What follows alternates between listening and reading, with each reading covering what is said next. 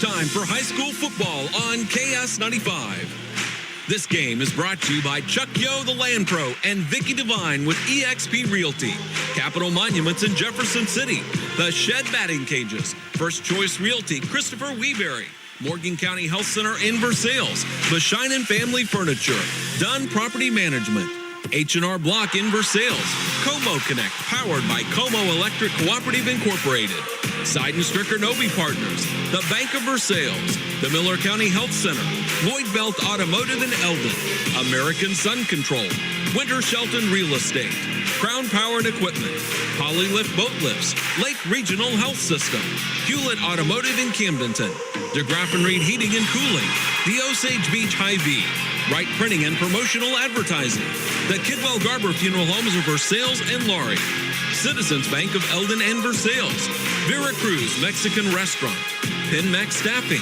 Gladstone Cove Boat Trailer Sales, Martin Metal in Versailles, and Jason Blankenship CPA. Now with high school football, here's Colton Taylor on KS95. Good evening, everyone. Welcome to tonight's presentation of KS95 Sports live at Victor Field, home of the Eldon Mustangs, because a game that normally takes place on our schedule at the very tail end, what's taking place here in week 2. I'm Colton Taylor. Coach O with me again tonight. Coach, how are you? Doing well. Enjoying this wonderful weather. And I'm excited for this one. It's always a great time when these two teams get together, and you know it makes for a great game. And like you said, beautiful weather out, feels like football time.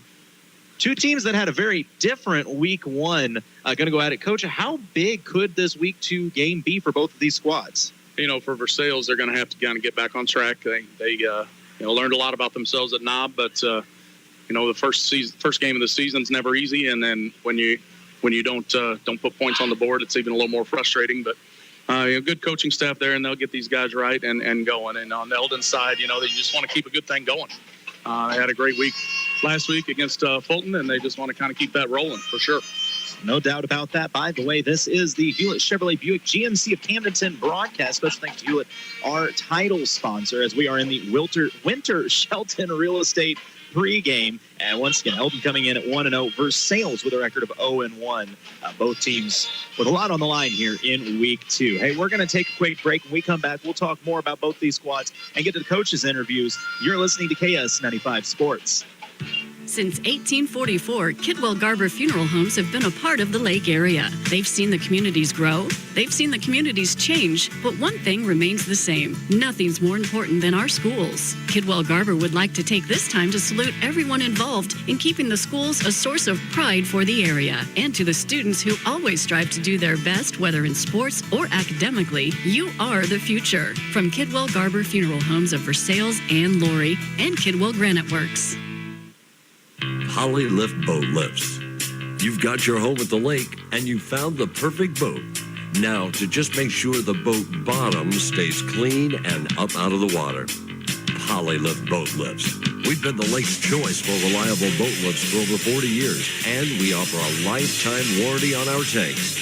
We don't just build boat lifts, we build poly lifts. We don't just build boat lifts, we build poly lifts. Vera Cruz Mexican Restaurant invites you to join them for a casual lunch or a nice family dinner out with delicious, authentic Mexican cuisine. Vera Cruz has a great selection of burritos, tacos, seafood, enchiladas, salads, and more, all prepared with the finest and freshest ingredients. Grab dinner tonight from one of their 3 locations: Vera Cruz on South Highway 5 in Versailles, Vera Cruz Jr. on Highway 52 in Stover, or on Highway 65 in Lincoln. Vera Cruz Mexican Restaurant, a proud sponsor of local athletes. Back with the Winter Shelton Real Estate pregame show, and it's Eldon versus Versailles. Always a tough week for us because we cover both of these teams, and you never want to sound like we're rooting for one over the other. We really just want a good game where everybody comes out healthy. But we're going to start off talking about the Eldon Mustangs. Now, we didn't get to go with Eldon last week. However, they played host to the Fulton Hornets and handled them mightily. I mean, 35-7 win. And from what I hear, it was a ground and pound effort. But what I really loved was talking to some of the people. They weren't happy because there were a few turnovers still by Eldon. So Mustangs a little rusty in their coaching staff's eyes week one. But a big win for Eldon. Coach O, it seems like running the football has been a staple of the Mustangs for as long as it's been a program. Well, 100%, and going back several years, that's kind of what they're known for is putting the ball on the ground and just beating you up, being physical. But, rumor has it they've got some faster kids this year, too, so maybe they can get out to the edge and run a little bit. They've kind of been known for between the tackles and misdirection and shoving it in your face, and so maybe it'll be a little bit different kind of running game for the Mustangs. But, Coach Griffin in his first year, it's always nice to win your first game in your first year on a program, and it sounds like he's got to move in the right direction. Absolutely, and if you like the name Beanland, this is going to be a good broadcast for you because your quarterback is going to be Evan Beanland. Your running back is going to be Andrew Beanland. Both stellar athletes, both track stars as well. I was told the entire track team, almost the entire track team, I think they're missing one or two guys, came out to play football this year. And you throw it in with guys like Devin Hardy, a senior receiver who we've also seen on the basketball court, and a great safety as well. So much speed out there. Now, you mentioned new head coach Nick Griffin. Coach Griffin comes to us from Skyline. He was the head coach down there, but he's also been a defensive coordinator for some major programs. I think somebody told me like Kickapoo and some large schools like this. That large school experience, when you come down to Class 3, I don't want to sit here and say it's night and day difference, but when you're used to being a D coordinator versus D1 and D2 talent, I mean, there is a difference in levels to this. Yeah, you still coach your kids, and obviously Coach Griffin understands kids and how to get the most out of them. But when you the defensive coordinator and you get to talk to your defense on the sideline because none of them have to play offense, maybe a little different scenario than what you have when you come to a smaller school for sure.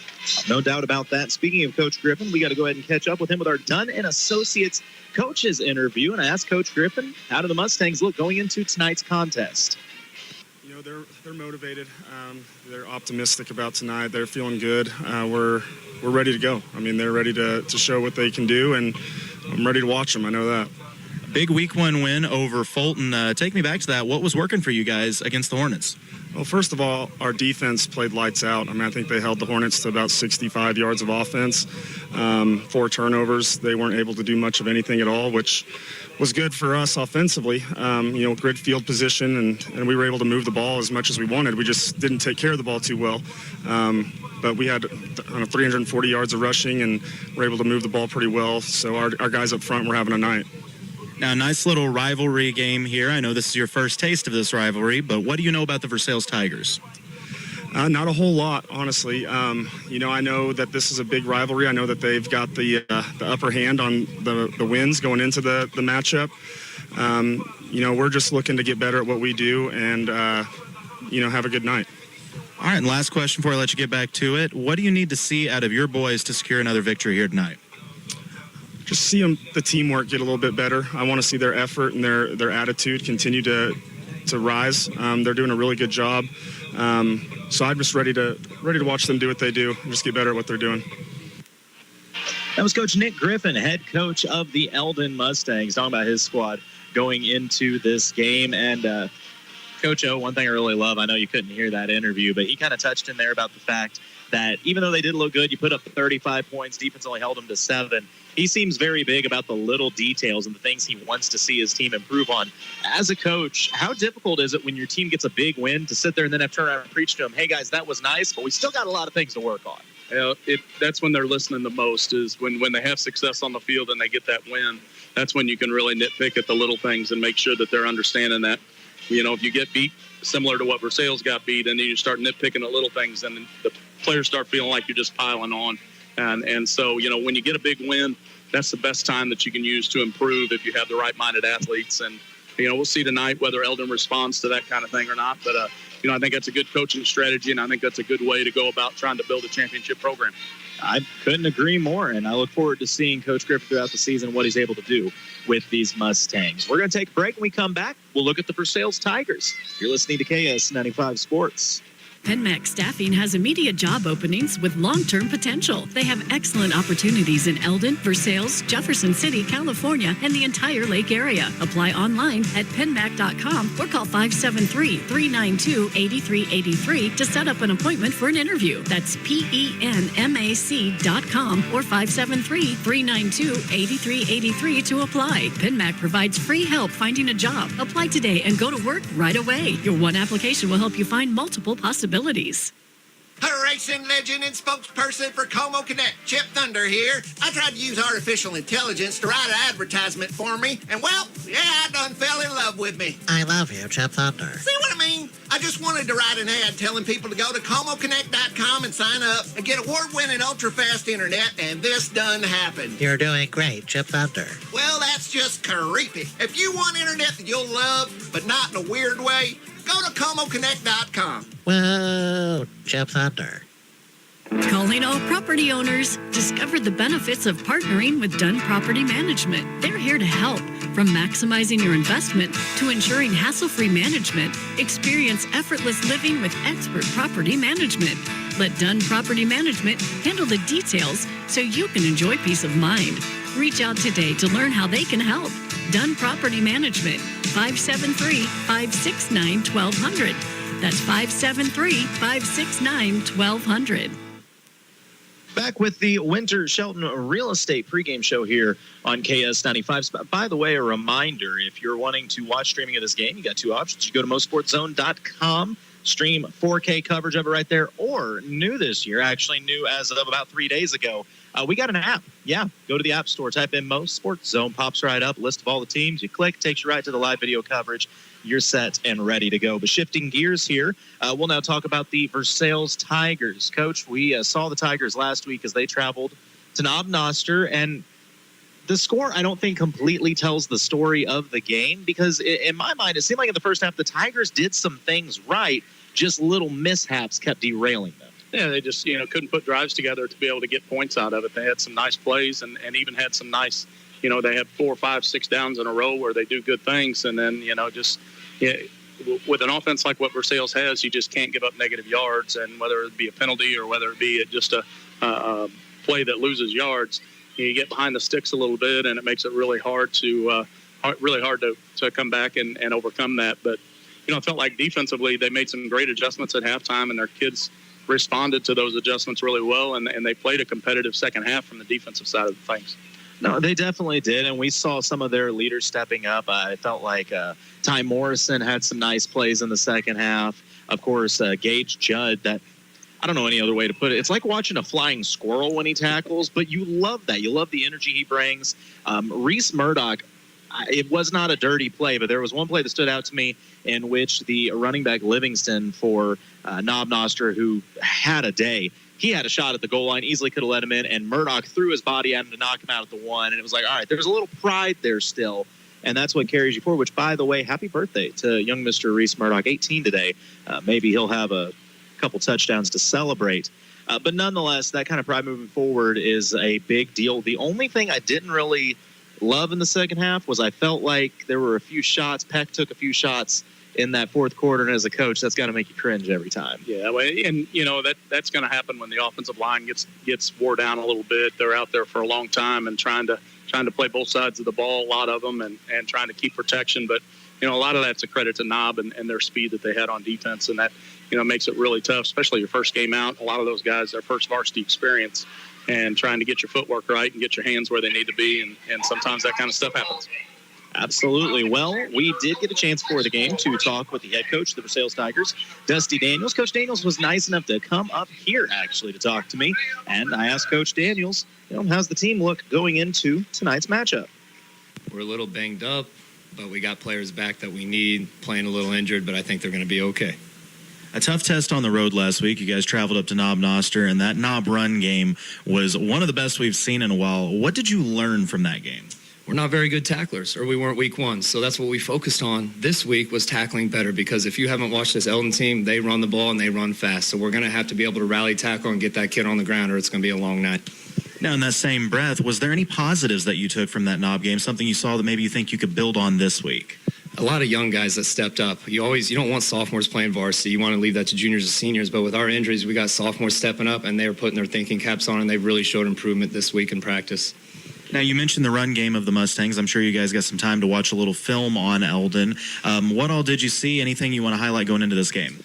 Speed. That's what we saw. They have some big guys up front, but they get outside and they have speed. So we got to contain that. Hopefully get them into their passing game more than their run, but we got to stop the run first.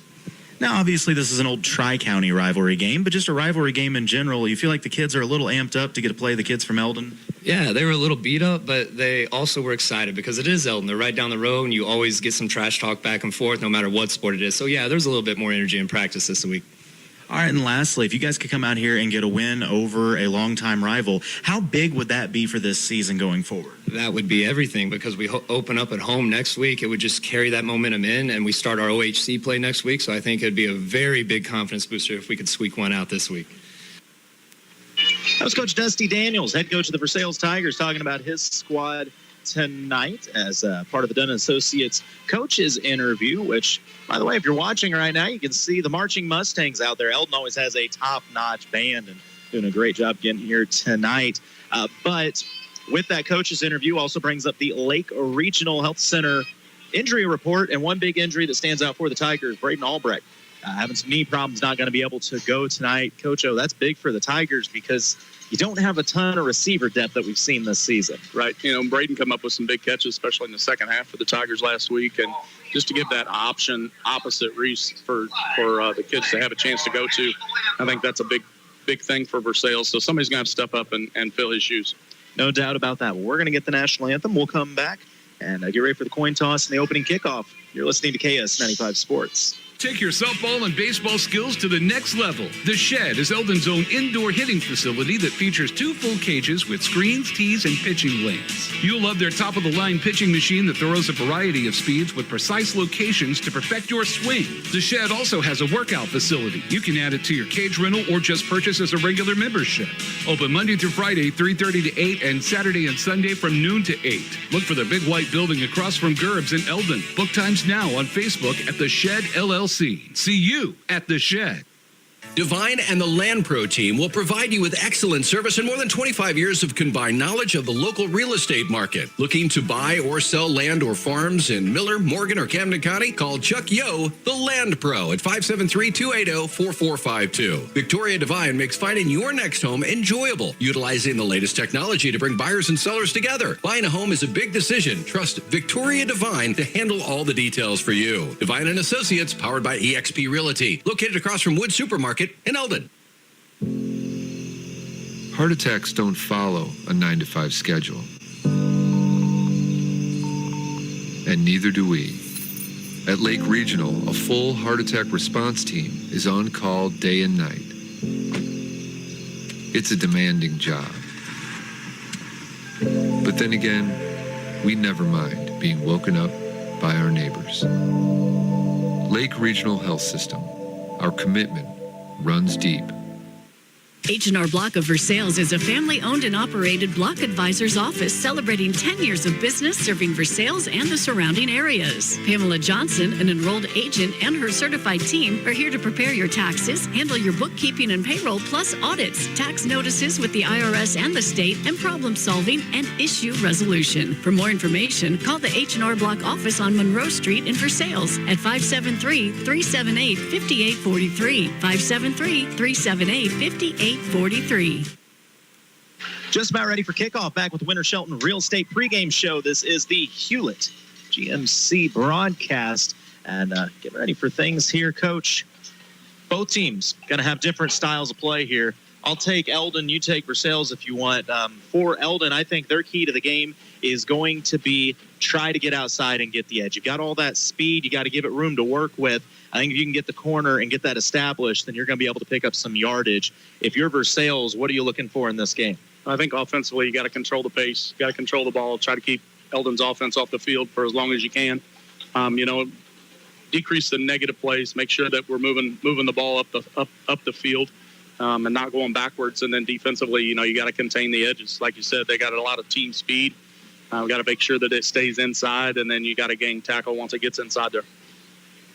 And that's a That's another thing there. If I am if I am Eldon, defensively, you got to know where number 5's at all times. I mean, this Versailles offense starts every time with Reese Murdoch, and we saw last week Knob Noster clearly knew who Reese was and kept an eye on, but he still was able to make some plays. So I don't know. I don't want to say one way or the other, because anytime Versailles plays Eldon, these kids know each other. A lot of them have grown up to each other, and it just adds a certain spice to the game that makes it even more fun to play. Oh, no doubt. Anytime, and it doesn't matter what sport you're playing Eldon, and the kids are going to get a little more juiced up from Versailles, and then same thing for the Eldon kids when they're playing Versailles. And so when that happens, who can control that emotion the fastest and who can make this just a regular game is the team that's going to have the best advantage to win. And, I think one thing talking about Murdoch and Versailles can't get into we have to get the ball to Reese and force it to him. There's other weapons out there, and the faster that you can get those other weapons comfortable in the game and get them included in what's going on and get them to be a part of things, I think the better chance Versailles is going to have. I couldn't agree more. If you look at great teams, whether it's at the college level, high school level, NFL level, it's never the teams that you look at and you're like, oh, they had one receiver that dominated. No, it's usually the second and third guys that make the biggest difference. I mean, I use the Chiefs as an example. You look back, everybody knows 87 is where you want the football to go, but it was guys last year like McCole Hardman coming up with big plays, and that's what the defense can't always account for. And the same goes for Versailles. Yes, Reese Murdoch is the most talented wide receiver, maybe overall athlete in the entire Ozark Highlands Conference. However, who else is that? I mean, is it going to be Braden Albrecht any given day? Is it going to be Fletcher Bias? I mean, Fletcher's kind of become a multi-tool for this Versailles team. You never know if he's going to be running, receiving, what he's going to be doing. So I feel like if you're a Versailles kid that maybe is not getting as much of the spotlight, there's a big opening here that you can step into. Oh, no doubt, 100%. Zeke Miller's an example, too, from last week. The first half, he gets to holes and his feet were slowing down. Second half, he started bursting through those holes and was able to gain some yards and do some nice things. And, he's going to be a big key for this team moving forward, being able to establish a run. Fletcher's a weapon on both sides where he can catch the ball and he can run the ball. But being able to have that running back that you can establish and being able to move Fletcher around and have him run some and have him run some screens and some crossing patterns is going to make a big difference for Versailles moving forward. And that's one of the keys here, especially for Versailles, I feel like, is get yourself ready for your conference season here, and don't worry as much about the scoreboard. Worry more about execution and doing the little things. No, and I agree, and I would flip that to say the same for Eldon in the sense of if you're the Mustangs, things don't get easier going forward. The Tri-County is loaded year in, year out. Saw a lot of people, kind of getting hyped because, hey, Blair Oaks got beat. I have bad news for you. Blair Oaks got beat by one of the best teams in the United States of America. I didn't say Missouri. I said the U.S., and it was also the number 2 team, I believe, in Class 4 ball right now in Missouri. So Blair Oaks is going to be good. You're going to have your Southern Boones, your Hallsvilles, your Boonevilles. But what I do like is Eldon, I think, is taking a page out of Hallsville's book this year. Hallsville, I don't really remember a Hallsville team that was known for their size and strength. It's always speedy, quick athletes. If you can match that in the Tri-County, you can give people fits, and even a Blair Oaks. You're not going to be able to match the size of Blair Oaks. But if you can beat them with sheer speed and athleticism, you can give those big teams problems. And it doesn't matter what sport you're playing, whether you're playing basketball, football, baseball, softball, speed is hard to defend. And if you have good, talented speed that can do different things, it's very hard to defend. And so having a speedy team is really going to help Eldon, especially when they get into the Tri-County and the juggernaut of the teams that are in that conference. And I think that's one advantage that they may have moving forward. Well, Versailles did win the toss. They have deferred, so the Mustangs will get the ball first. They're going to be going to the goalpost to our left, the end zone to our left, I should say, in their home maroons with the gold trim. For the Tigers, they're in those road whites with the gold trim as well, going to the end zone to our right. We're close enough to the top of the hour that I can say you're listening to tonight's broadcast at KTKS Versailles, Eldon, the Lake of the Ozarks, at 95.1 FM. Also online at lakeradio.com and streaming at MoSportsZone.com and on the MoSportsZone app. I'm Colton Taylor. Coach O, Jason Ollison with me. Ryan Retone on the way. And we got Spencer back on the camera. So we're all set and ready to go. And, of course, Justin back at the studio. How can I forget the board op that keeps us going? Greatly appreciate you being back, Justin. And we're about ready to get this matchup underway. So we'll jump into the Chuck Yo, the Land Pro first quarter. We'll see how badly I can mess up this clock here. Ryan puts these graphics together, and the dude's great at it. I just don't always know how to run it. It's a sign you're getting old when the technology's smarter than you are. Here's the problem. It's been smarter than me since I was young, so I don't know that fits. So for the Mustangs, amongst all of their speed back to return, which, by the way, we're talking about players. Another player to watch for Eldon, you got to keep your eyes on Jalen Beckman, the senior wide receiver. 5'10", 165, stud receiver last year. He'll continue that. And I know his dad was a great basketball player at Versailles back in the day. Yes, he was. I think he still holds some rebounding records. He sure does. Opening kickoff is away. Hops at the 20. It's picked up at the 15. Cross the 20, 25-30, middle field. Cuts back to the center. Trying to get to the right side. Got a little room to work. Cross the 25 to 30. Make that the 40. Takes on tackler. The ball come loose. Yes, it did. Who came up with it? Looks like the Mustangs able to recover it.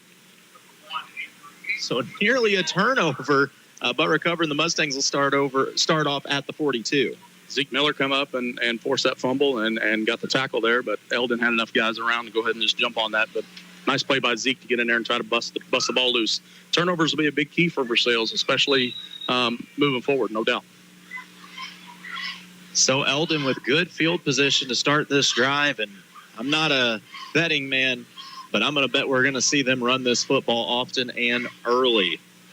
They're going to go to their heavy package. Beanland takes snap, going to run a little option, pitches it out to the other Beanland, that is, crosses the 45, ahead to the 47.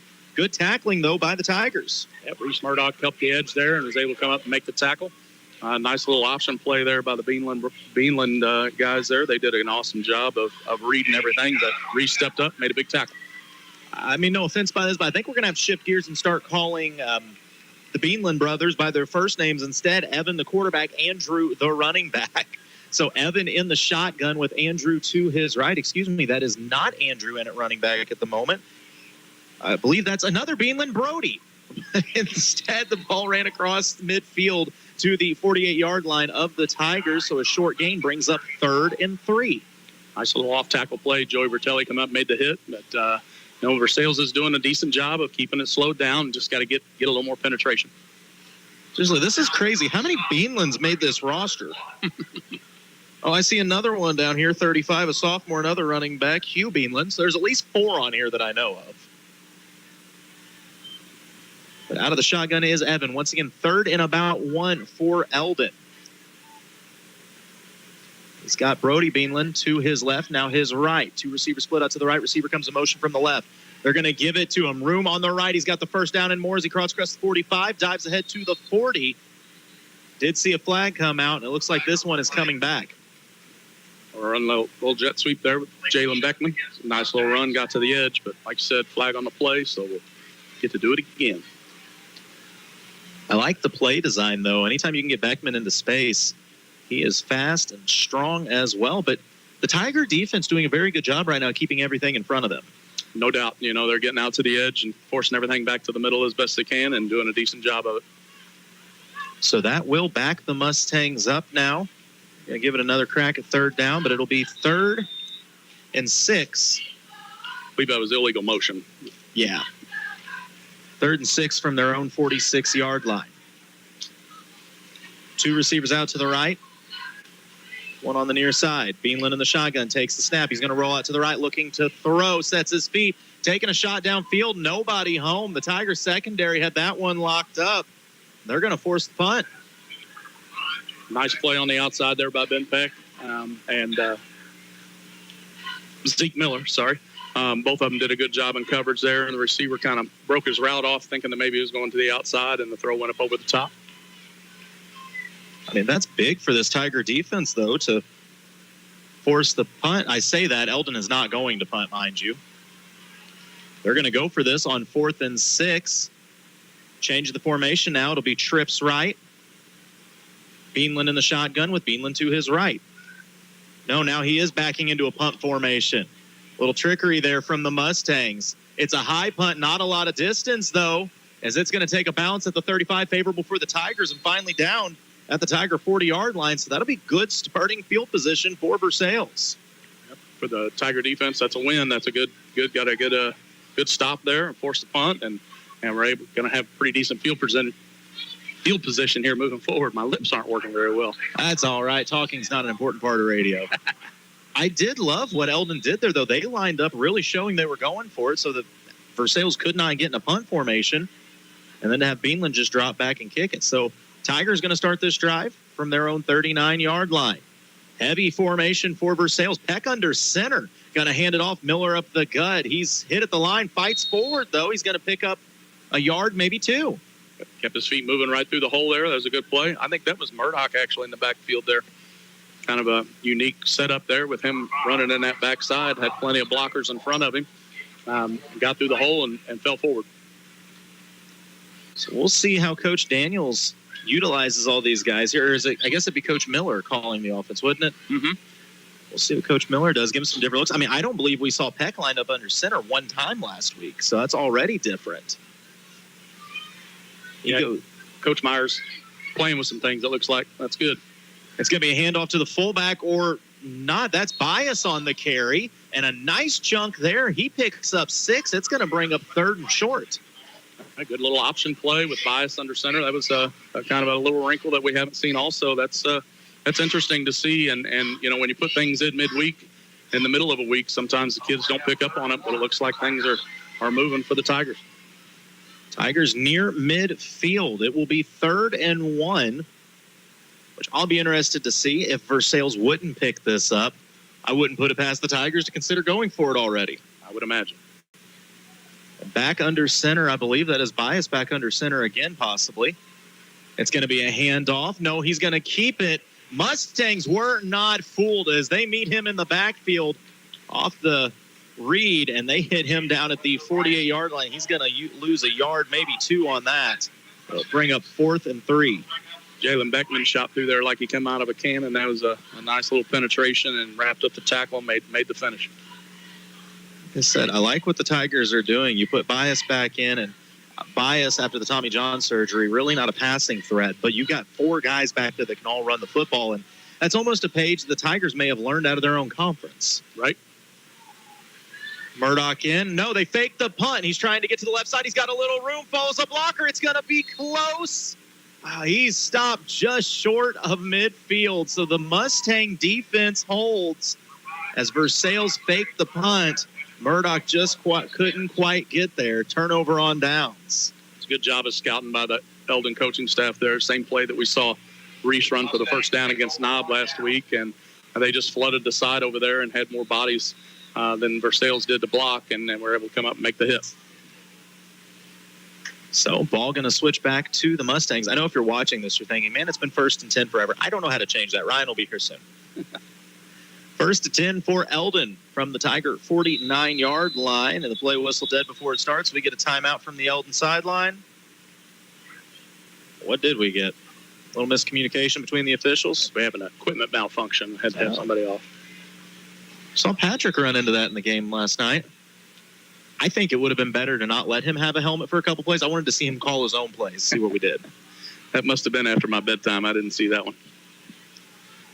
Oh, you missed out on the fun stuff then. Those last 5 minutes of the game took 10 years off my life. So we'll try 1st down again. 2 receivers out to the left for Beanland. He's going to hand it off, running up the gut for the Mustangs. Ahead of steam. Tiger defense rallies at about the 45, make that the 44-yard line. Gain of 6 on 1st down. Great second effort there by Landon. He got hit just a couple yards past the line of scrimmage and jumped forward, leaned forward, got lower than the defense, and was able to pick up an extra 3 or 4 yards. So 2nd and 4 now for Eldon. Still no score. 7:20 to play in this first quarter. The Chuck Yo, the Land Pro, first quarter of action. Both teams with similar strategies right now. They want to run the football. The shotgun, it's going to be a handoff. Going to the left, little room to work with if he can get to the edge, across the 40, head to the 35, takes on a tackler and brought down at the 33-yard line. Andrew Beanland, the senior, with a big run, moving the chains. That is a Martin Medal 1st down for the Mustangs. He is a quick little back, and once he gets that outside, he's going to be very hard to contain. And what I liked about that, he finished the play by trying to run over the defender instead of running around, and so he's got a little bit of toughness to him as well. So Mustangs down to the 34-yard line of the Tigers, halfway through this first quarter. Halfback and a fullback split out to each side of Beanland in the shotgun. 2 receivers high. He drops back looking to throw. Thinks about it. He's going to keep it and call his own number. Tigers were not fooled, though, as they hit him at the line and bring him down immediately. Good job by Ty Morrison there, getting some penetration, and then was able to get back and finish the tackle. Collapsed the pocket a little bit, forced him up, and then was able to recover. As we said in the pregame, I know last week is not one for Versailles that you want to just hold on to that memory of forever, but there were good things that came of it, and Ty Morrison had some great plays last week in Knob Noster. Phenomenal athlete and a smart kid. He'll figure things out fast. All right, we got another whistle. This is an official timeout. I'm guessing this is going to be a water break, essentially. Still doing those, I believe. So we will go ahead and take the Lloyd Belt Automotive timeout as well. 5:58 to go in the first quarter. No score. You're listening to KS95 Sports. Every day, your Jefferson City and Osage Beach Hy-Vee pharmacies are committed to your health and wellness. If you're enrolled in Medicare Part B, Medicare Advantage plans, and most commercial plans, they'll cover up to 8 over-the-counter COVID-19 tests per month at no cost through Hy-Vee. Most plans cover these costs and no prescription is required. Stop in at your Osage Beach or Jefferson City Hy-Vee pharmacy and see the helpful pharmacy staff today.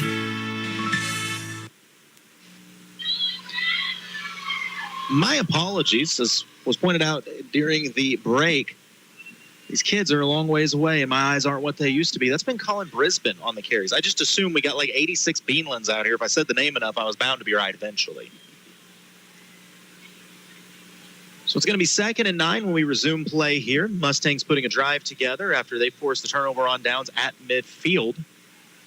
Thus far, it has been a stalemate offensively.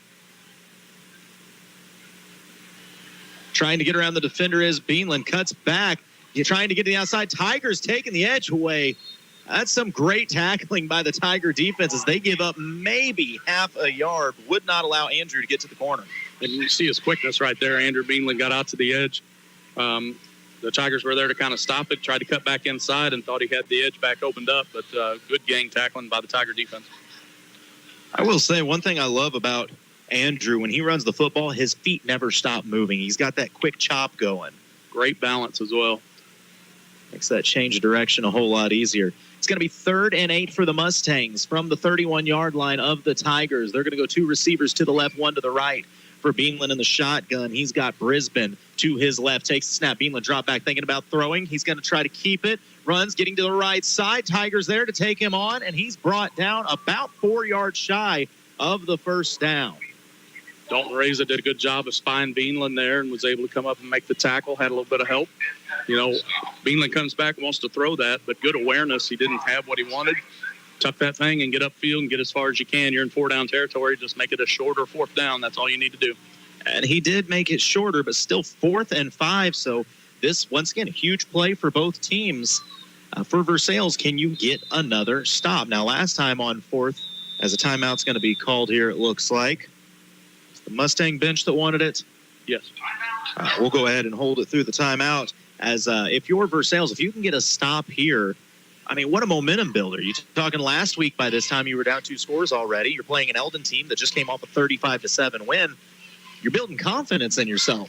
100%. And being a young team, that's so important. And, you know, what I noticed most about Versailles this week compared to last is they're not as reactionary. They're anticipating things, and they're running to the ball, and they're being aggressive defensively. If they can keep that up, they should be able to make this a very competitive game. So Eldon going to go into the playbook, and we're going to see what Coach Griffin has here. I got a feeling he has one play that he's seen a lot in practice, and he thinks, man, I can get 5 yards anytime I want out of this. That option play they ran earlier looked like a pretty good play for that, especially if they have some sort of a throw option involved in that as well. If they can get somebody across the middle while they're reading guards and different things, and something he can flip over the top might be something that's effective. So at the 28-yard line of the Tigers, it is 4th and 5 for the Mustangs. In the shotgun, trips left for Beanland. Takes the snap, drops back, looking to throw. He's going to buy a little time with his feet. He's going to launch it over the top. It's a jump ball. Nearly coming down with it was Eldon, but great defense by the secondary of the Tigers. Who was that broke that up for Versailles? Gage Judd right there making a play and, you know, making himself again, right in the middle of things and making plays for Versailles. That would have been a heck of a catch. He came back for it and almost brought it in, but Gage was there to break it up. Watching Gage run off the field, I think, describes what I've seen from him perfectly. The kid was jumping up and down, skipping around, having a ball. That kid is energy personified. He loves to compete. There's no doubt about that. Speaking of people that love to compete, Ryan Retone joining us now. Ryan, how are you, buddy? I'm doing good. How are you? Oh, fantastic, man. That baseball life keeping you hopping? Running around, just barely made it, so. Tight formation for the Tigers, going to that option again. They're going to hand it off and just pushing the pile forward. Gain of about 2, maybe 3 on first down. I couldn't even see who got the carry. Coach, do you have eyes on that? I did not. I couldn't tell who it was. It almost looked like there was a lineman that came up with it, so I wonder if it wasn't maybe a fumbled snap and they just picked it up and fell forward. This is interesting once again because this is completely different from what the Tigers ran last week. But, I mean, different opponent. You got to take it on differently. Murdoch once again back as the halfback. It's going to be another option handoff right up the gut. And the pile just being pushed. I mean, it looks like Pacheco on the goal line here, but they roll it forward to the 35, maybe the 36-yard line, and it brings up 3rd and 3, actually. Again, just trying to be the tougher team and trying to kind of establish some stuff here. This kind of lends itself to maybe being able to come up over the top here in a little bit. I got to wonder, do you think part of this is, everybody knows Eldon's MO has always been the run. If you're Versailles, do you think, hey, we're going to come out and try to beat you at what you do best? There's no doubt there's some psychology to that for sure. So 3rd and 3 for the Tigers from the 36-yard line. Under center is Bias, hands it off, running up the gut, but the Mustangs were not having it as they push the carrier back into the backfield. And that's going to be a loss of about a yard and bring up 4th and 4. I think that's Ty Morrison back there carrying the ball, which is nice to see. A big-bodied kid that has had some speed, and I think he's the one that's been kind of moving piles back there. All right, Ryan, 4th and 3. You're on your own 35. 0-1 with 2:35 left. Do you go for it? Not in that offense. I wouldn't say so. I mean, you were looking to get 2 yards right there and then get another 2 on the next play, but you could – they're lining up like – you don't get under center if you're not going for it, so they're going for it here. Well, your punter is back at halfback right now, so anything's possible. Instead of going hard count, just seeing if the Mustangs will bite. They wouldn't, so the timeout going to be burned by the Tiger sideline. I got no problem with that. I mean, give them a look, see if you can get a free first down. Yeah, no doubt. I'm not going to lie. I think I might have tried to catch him off guard there, but I mean, if your game plan is to line up like under center with 3 guys behind it, then do that. But like eventually you're going to be able to take the top off. From what I've seen, I mean, I just showed up obviously, but on the screen it looked like eventually you'll be able to take the top off or something. So yeah, Coach, I know you're familiar with these kids pretty well. Do you think that could be an option that if you run the ball throughout the game, eventually maybe you get Murdoch on a deep route or something like that when Eldon's not expecting it?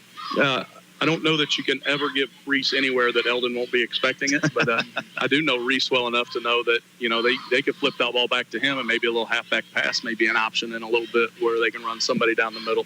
So he does throw the ball pretty well as well. That's what I was wondering if we were going to see when you mentioned that the punter was back there. I was wondering if we were going to pitch it out back and then have a punt right there. I mean, I would have never seen something like that until now. But. Oh, it's Versailles and Eldon. You never know what you're going to see in this matchup.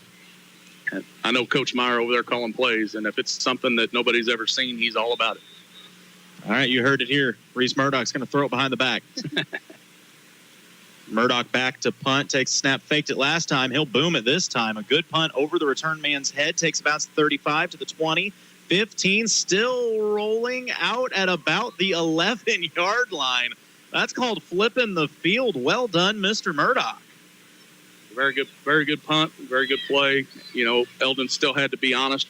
When Reese is back there, you never know whenever he may just take off and run it. So they really couldn't put anybody too deep, and Reese put off a good kick.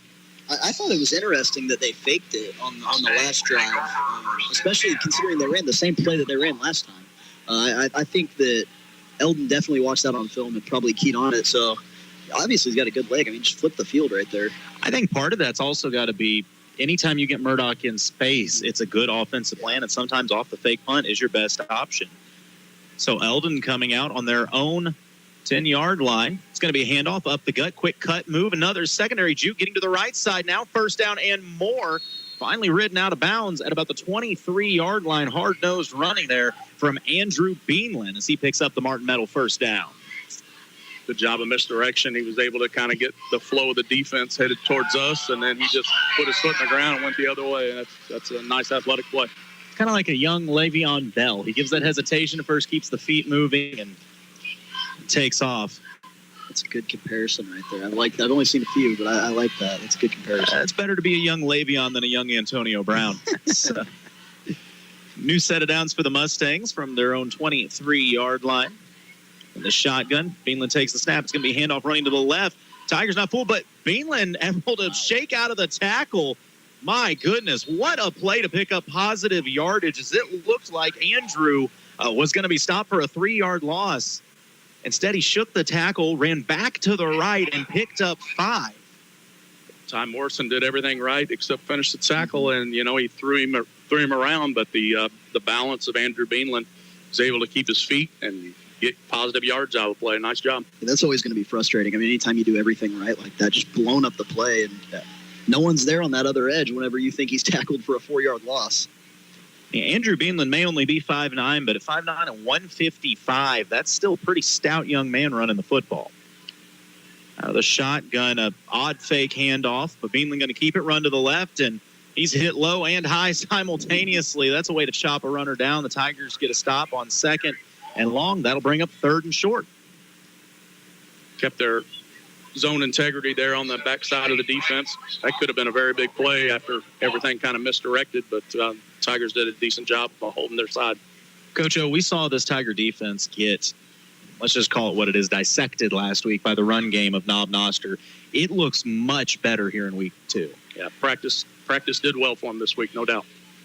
2 receivers out to the right for the Mustangs. Under 30 seconds to play. It is 3rd and 1 on their own 34. Dropping back to passes Beanland. Said he's going to keep it looking to run, but he's hit from behind. Nowhere to go as the Tiger pressure gets home. Big sack on 3rd and short. Back at the 30. I was just getting ready to say I thought that was a really good time in the game to go for a play-action shot right there. Instead, just a drop-back pass. That was the one thing that you couldn't have happen right there. Now you're probably looking at a punt situation, in my opinion. That was beautiful pressure by this Tiger defense, able to get home and get the sack. And at the end of the first quarter, it's anybody's ball game, 0-0, as the Chuck Yo the Land Pro first quarter comes to a close. We're going to take a break, be back with second quarter action.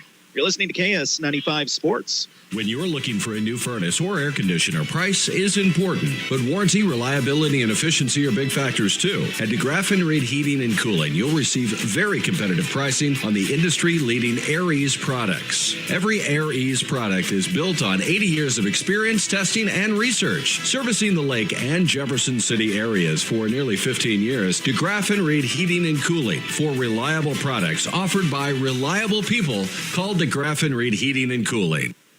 At Versailles Total Fitness, they want to make sure that you get the most out of your fitness and training and achieve your desired goals. Tara Grantham is a certified personal trainer and registered occupational therapist who can help you reach your goals and stay injury-free on the way. For prices, call Tara at 573-789-6800 at their new snapped hours Monday through Wednesday from 9 to 5:30. That's Versailles Total Fitness at 131 North Monroe Street. Versailles Total Fitness, helping you reach a healthier lifestyle. As we start the second quarter play, H&R block of Versailles second quarter, it's going to be Eldon on their own 30 facing 4th and 4. The Tiger defense has been stout, but it's trips right for Eldon. Lining up looking like they were going to throw, instead dropping back to punt again is Beanland.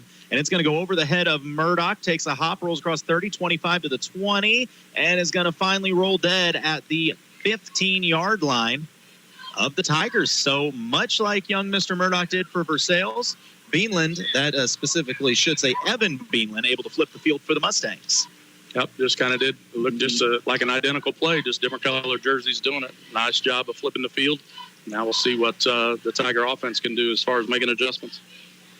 Still have not seen the Tigers try to go to that passing game, which surprises me. I understand your number 2 receiver is out in Mr. Albrecht, but I really would like to see the Tigers try to throw a little bit at some point. Looks like they're out of the gun here, right? If I'm not mistaken, yeah. And that's Murdoch in the shotgun. He takes the snap. He's going to keep it and run to his left. Tries to get past the Mustang defender. They meet him in the backfield. He's going to switch directions back to the right, looking for the corner. He gets it. He's pushed out of bounds after a short gain of about 3, but it looked like he was going to lose 3. So this has become a game of anything you can do, I can do better. We saw Andrew do that for the Mustangs, and now Reese does it for the Tigers. I think he ran 25 yards there to get his 3, but athletic play and kept the play alive.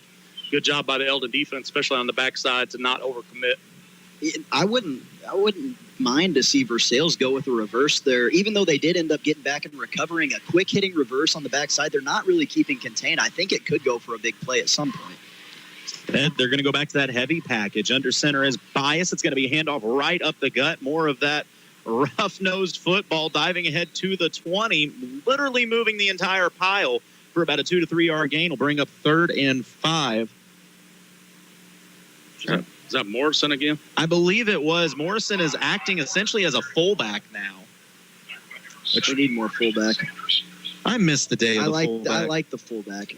I mean, Ty Morrison is 6'1", 210 pounds, so you can run him at fullback all you want. Problem is that Eldon D line is also about 240 to 260 across the way. So in the shotgun, Murdoch. It's going to be a handoff. Back to the right is Dobbins. Spin move, tries to get to the middle, but the Eldon defense was not having it as they meet him in the backfield for a loss, and it brings up 4th and 6.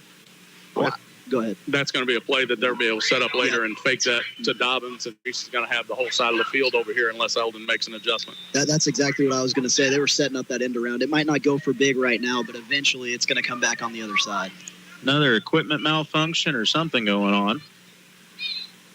Yeah, something wrong with somebody's helmet. And Tigers going to have to punt. This may be one of those games that points are just at a premium. Neither team's really looking to take any big chances, and that's going to keep the score low for sure. I'm trying to think, have the Tigers thrown a pass yet? I don't think so. I didn't think so either. The punt is away, and it's going to hop the 45, and it's touched dead at the 48-yard line of Versailles. That's where the Mustangs will start this drive. So good field position already in Tiger territory. Yeah, if you're Eldon there, I mean, obviously you're always going to be happy with a stop, but you got to be happy you just won the field position game big time right there. You're taking over an opponent territory. This would be a good time to try to move the ball down the field here.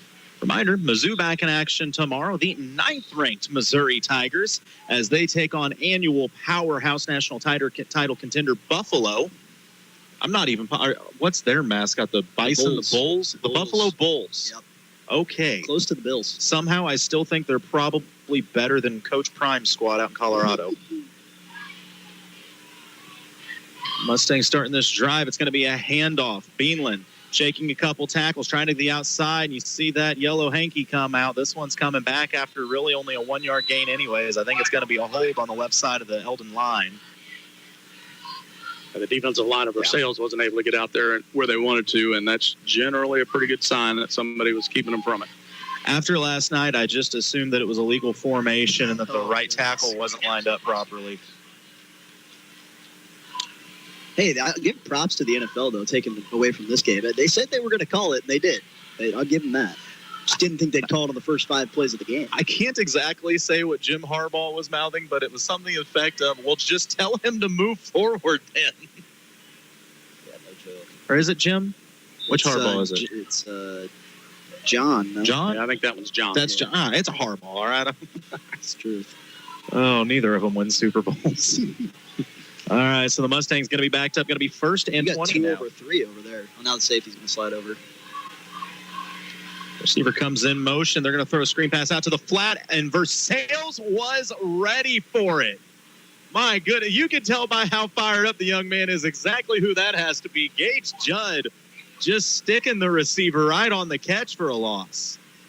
Nice job of holding the side, and the motion came towards him, and he didn't flinch. He just stepped up, made the big hit.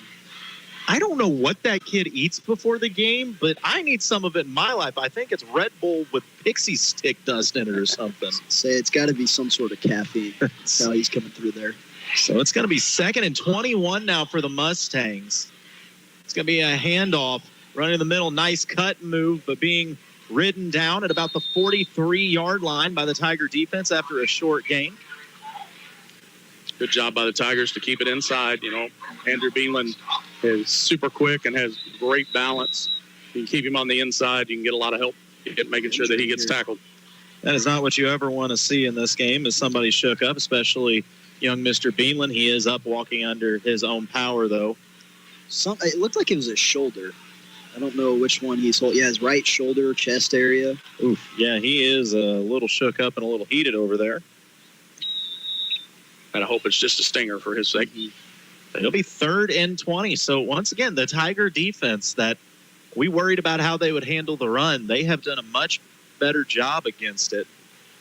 Looks like there's just a little extra fire lit under him this week. I didn't see much of last week's game, but this week they just looked way more in tune. We didn't see much of it either. There was a trailer in our way. And the shotgun, Mustangs looking to pass, going to air it out. Got a man deep and nearly brought in, but it falls incomplete. Well, I thought they were about to move the chains as Colin Brisbane had broken free on the left side, but just couldn't quite bring it in. Throw just a little bit over his shoulder. It'd been a heck of a catch if he'd have made it. And that was a good throw, just a little bit off target. And, credit the defensive backs for Versailles to kind of forcing him out to that outside just a little bit. I think if you're Eldon, that's something you go back to, though, because it wasn't like that was a crazy concept or anything. They just ran verticals and just set out. They were faster than them, and it worked. They got behind the defense. So Eldon going to punt from their own 43. Murdoch back to return. And he's not even going to have a crack at it as it hops at the 25, maybe the 26. And that is where the Tigers will take over. We'll take a quick break, come back with their drive. You're listening to KS95 Sports.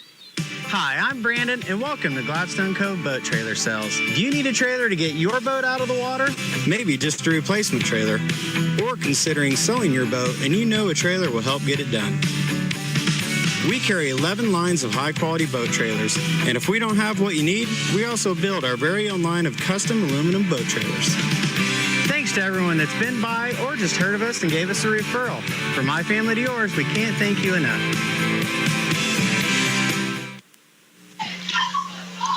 Back in the H&R block of Versailles second quarter, the Tigers get a big stop on defense again. It's a 0-0 ball game with 8:26 to go in this second. Tigers on their own 26-yard line, 1st and 10, trips to the right.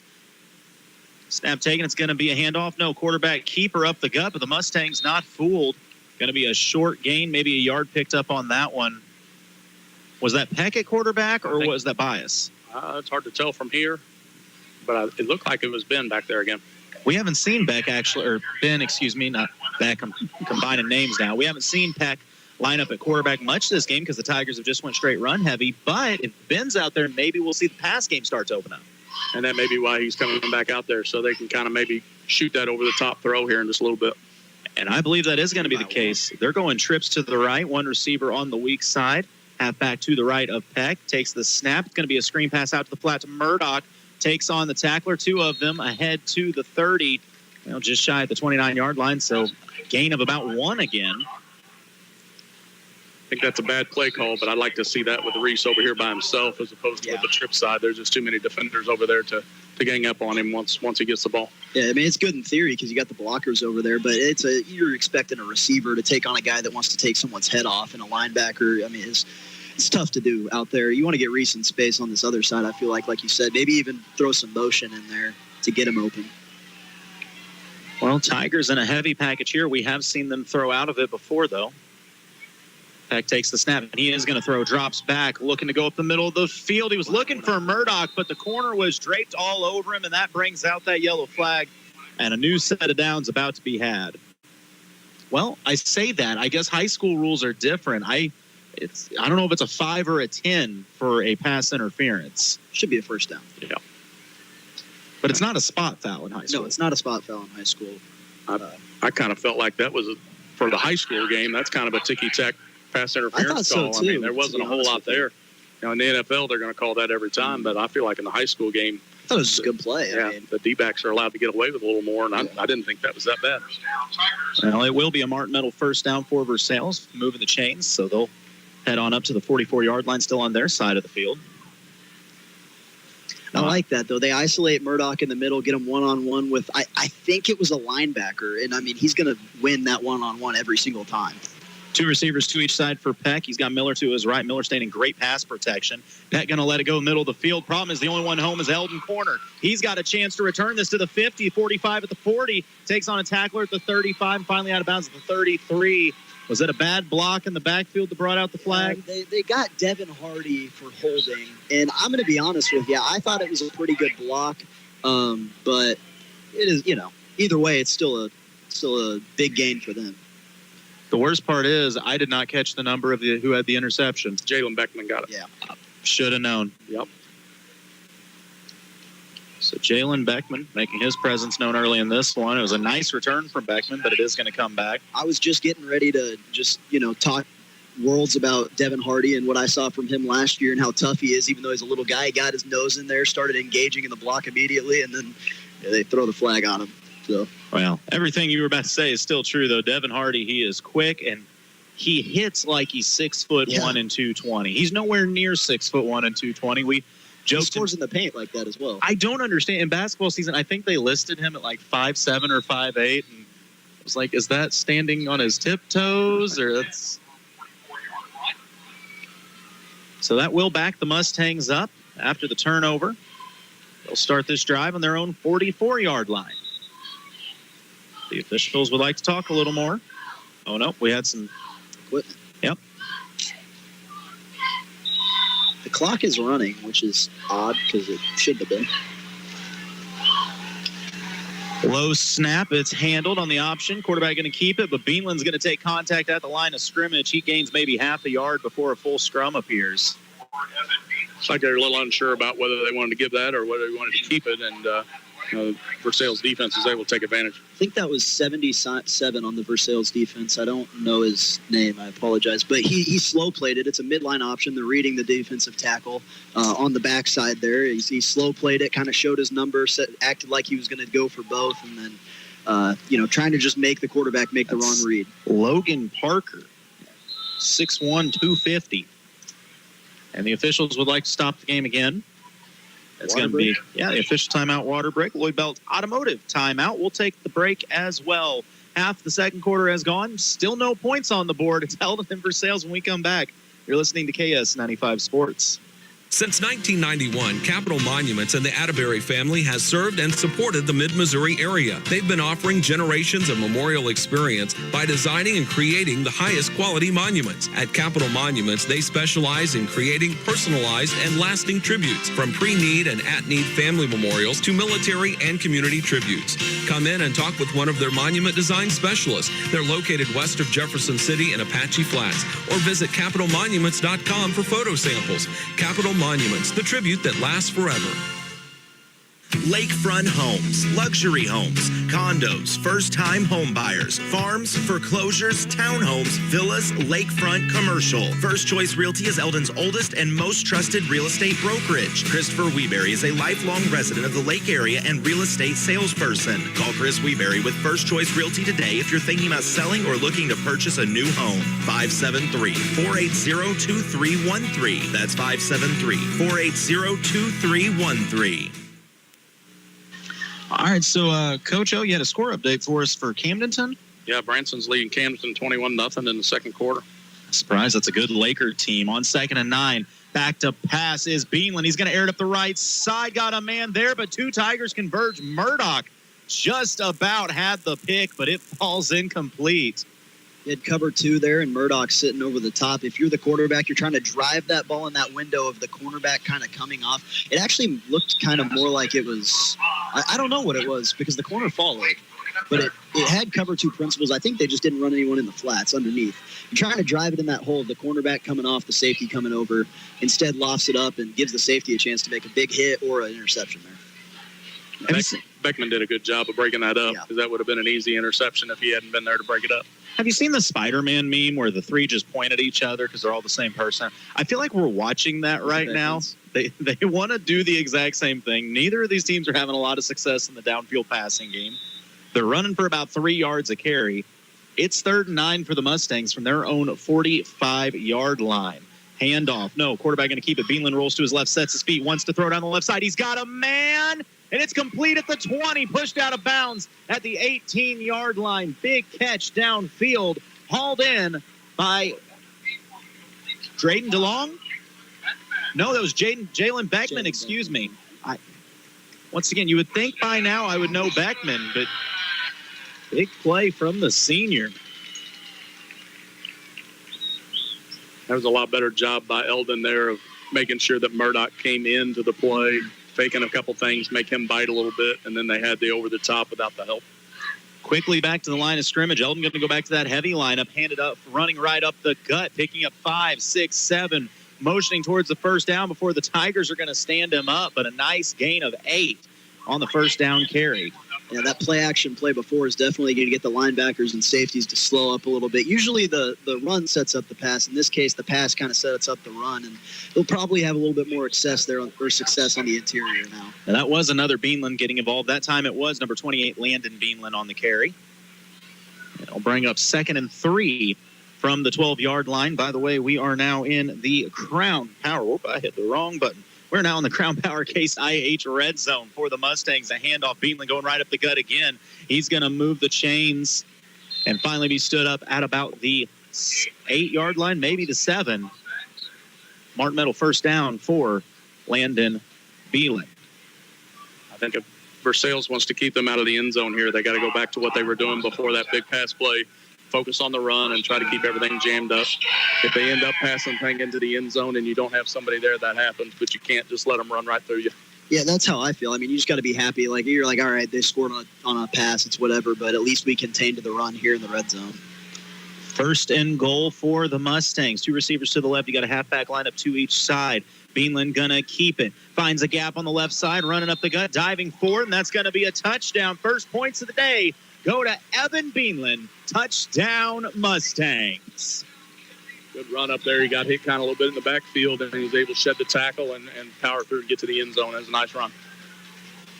I don't know how you did that, but that's cool. Yeah, for some reason it's not solid on that side. I don't know if you noticed that, but it works all the same.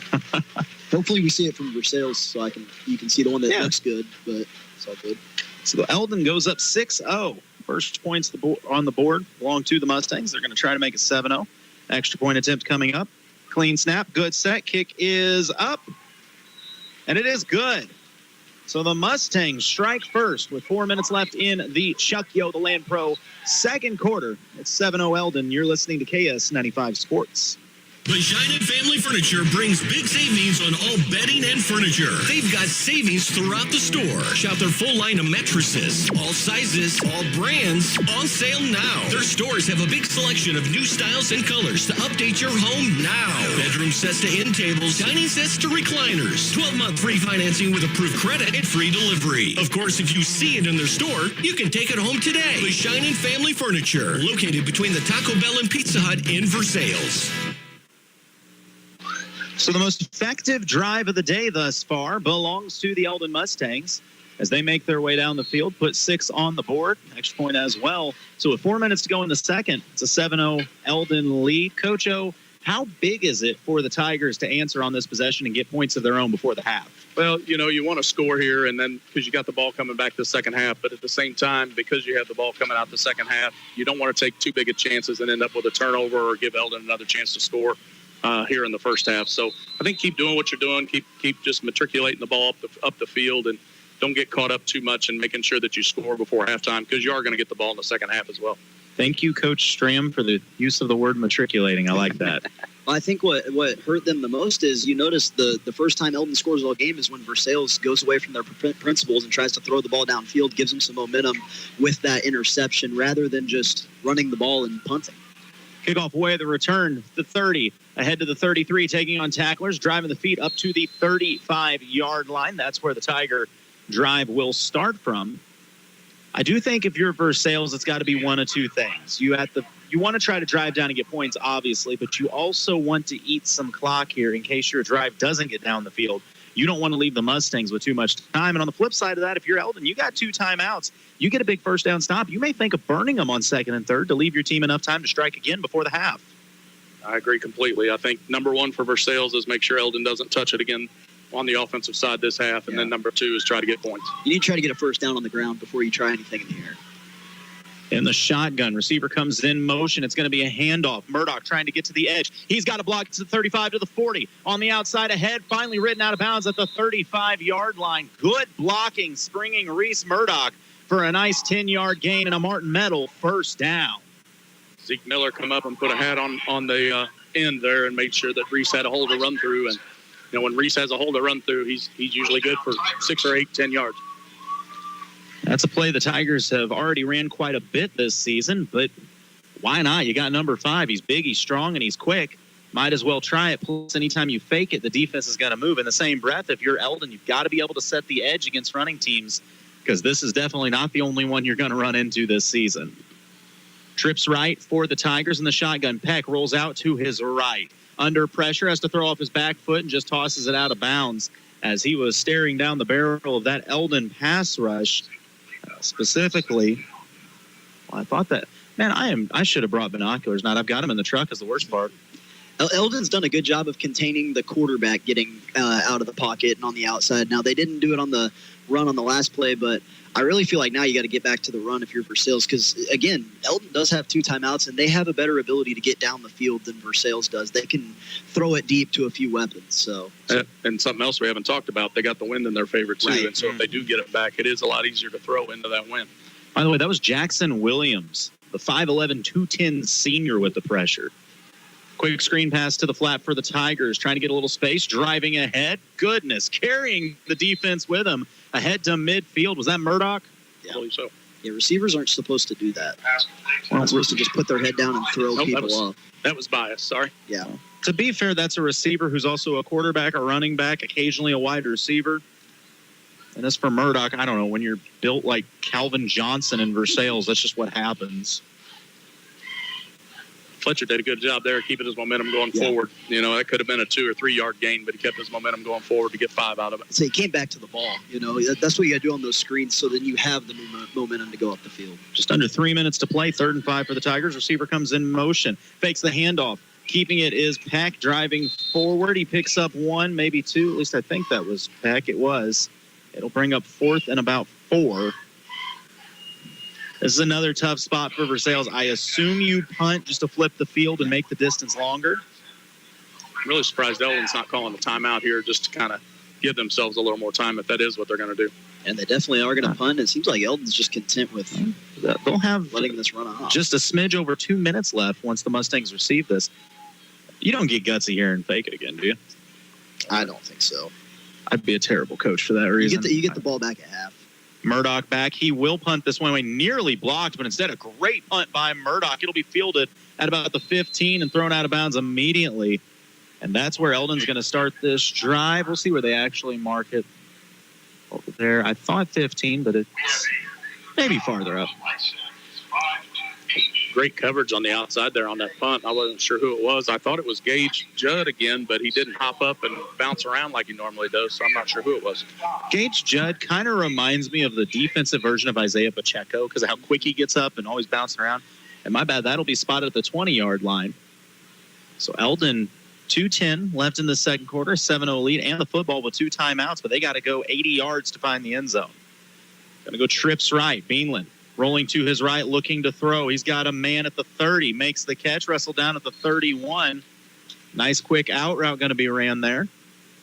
And hauled in, Andrew Beanland. That was a great placed ball because the linebacker almost got up under there, or the cornerback. He went off of his man, the go ball, cast it off to the safety, almost got up under there. If it's not a perfectly thrown ball, we might be looking at an interception, but a great throw. For sure. Martin Medal first down. Mustang's going to flip it. Trips left now. Beanland dropping back, looking to throw. Similar play design. Pump fake. Sides, he's going to keep it. Rolling to his left, still looking downfield. He has to throw it off his back foot. He's got a man there, bringing it in at the 40, shedding a tackle. He's got space. He could go all the way. Can the Tigers catch him at the 15, 10, squaring up at the 8, and finally wrestled down? What a play and run after the catch. That was Devin Hardy turning on the afterburners.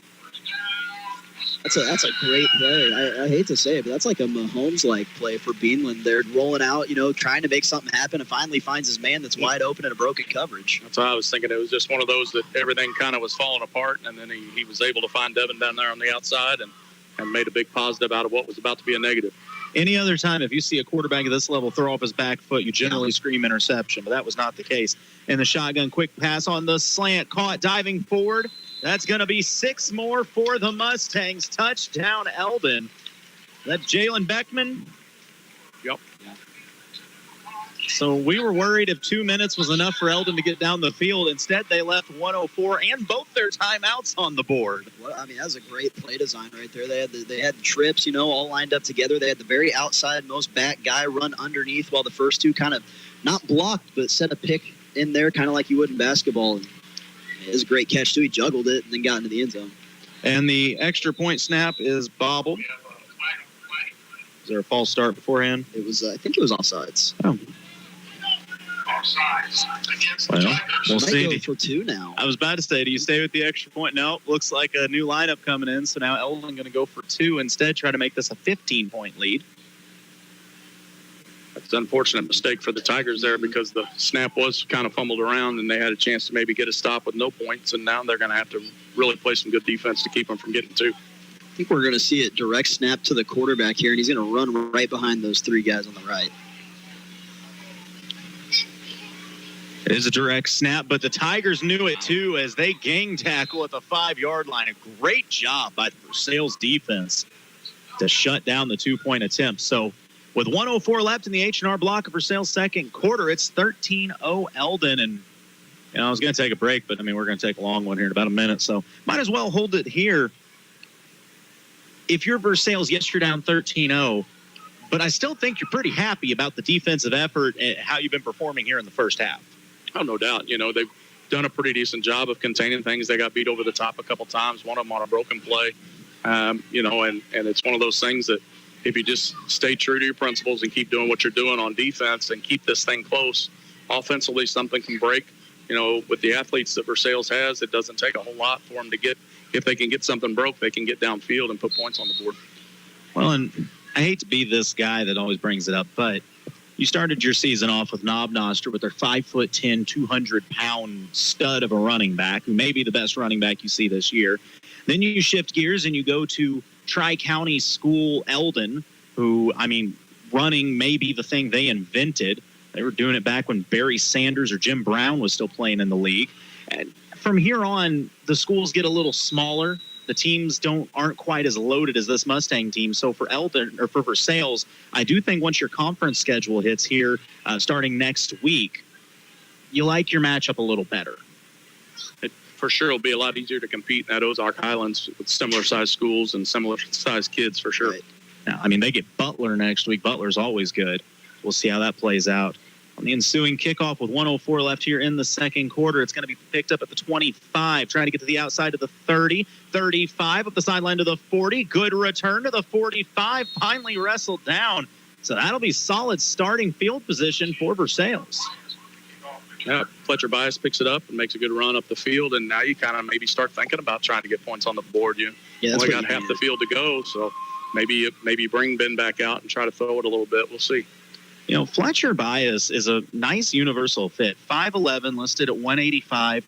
He's stout enough to be a power back, but he's still got some nice speed to him. And I think after playing quarterback for a few years, he understands how to read defenses a little bit. And that's just a nice addition to have at any position. That's for sure. Trips left for Peck. He's in the shotgun, takes a snap, drawn back to throw. Immediate pressure on him. He unloads it to Murdoch. Kind of a delayed screen, and Eldon did not care. They met Murdoch at the line, and he is planted. Talk about the immediate pressure, obviously by design, but two Eldon defensive tackles, as we're going to get a timeout here from Versailles, had great principles there, saw the screen, stayed put. That's why it didn't go anywhere. It looked like Murdoch kind of cut his route off a little bit, too, and came back to it, saw the pressure that was coming, and decided, hey, I need to get back and get the ball because the other receivers are on the other side of the field, and they didn't seem like they were setting up for a screen either. So I just wonder if that wasn't just Murdoch seeing the blitz coming and just decided I need to come back and get the ball. It's 42 seconds to go. One timeout remaining for Versailles.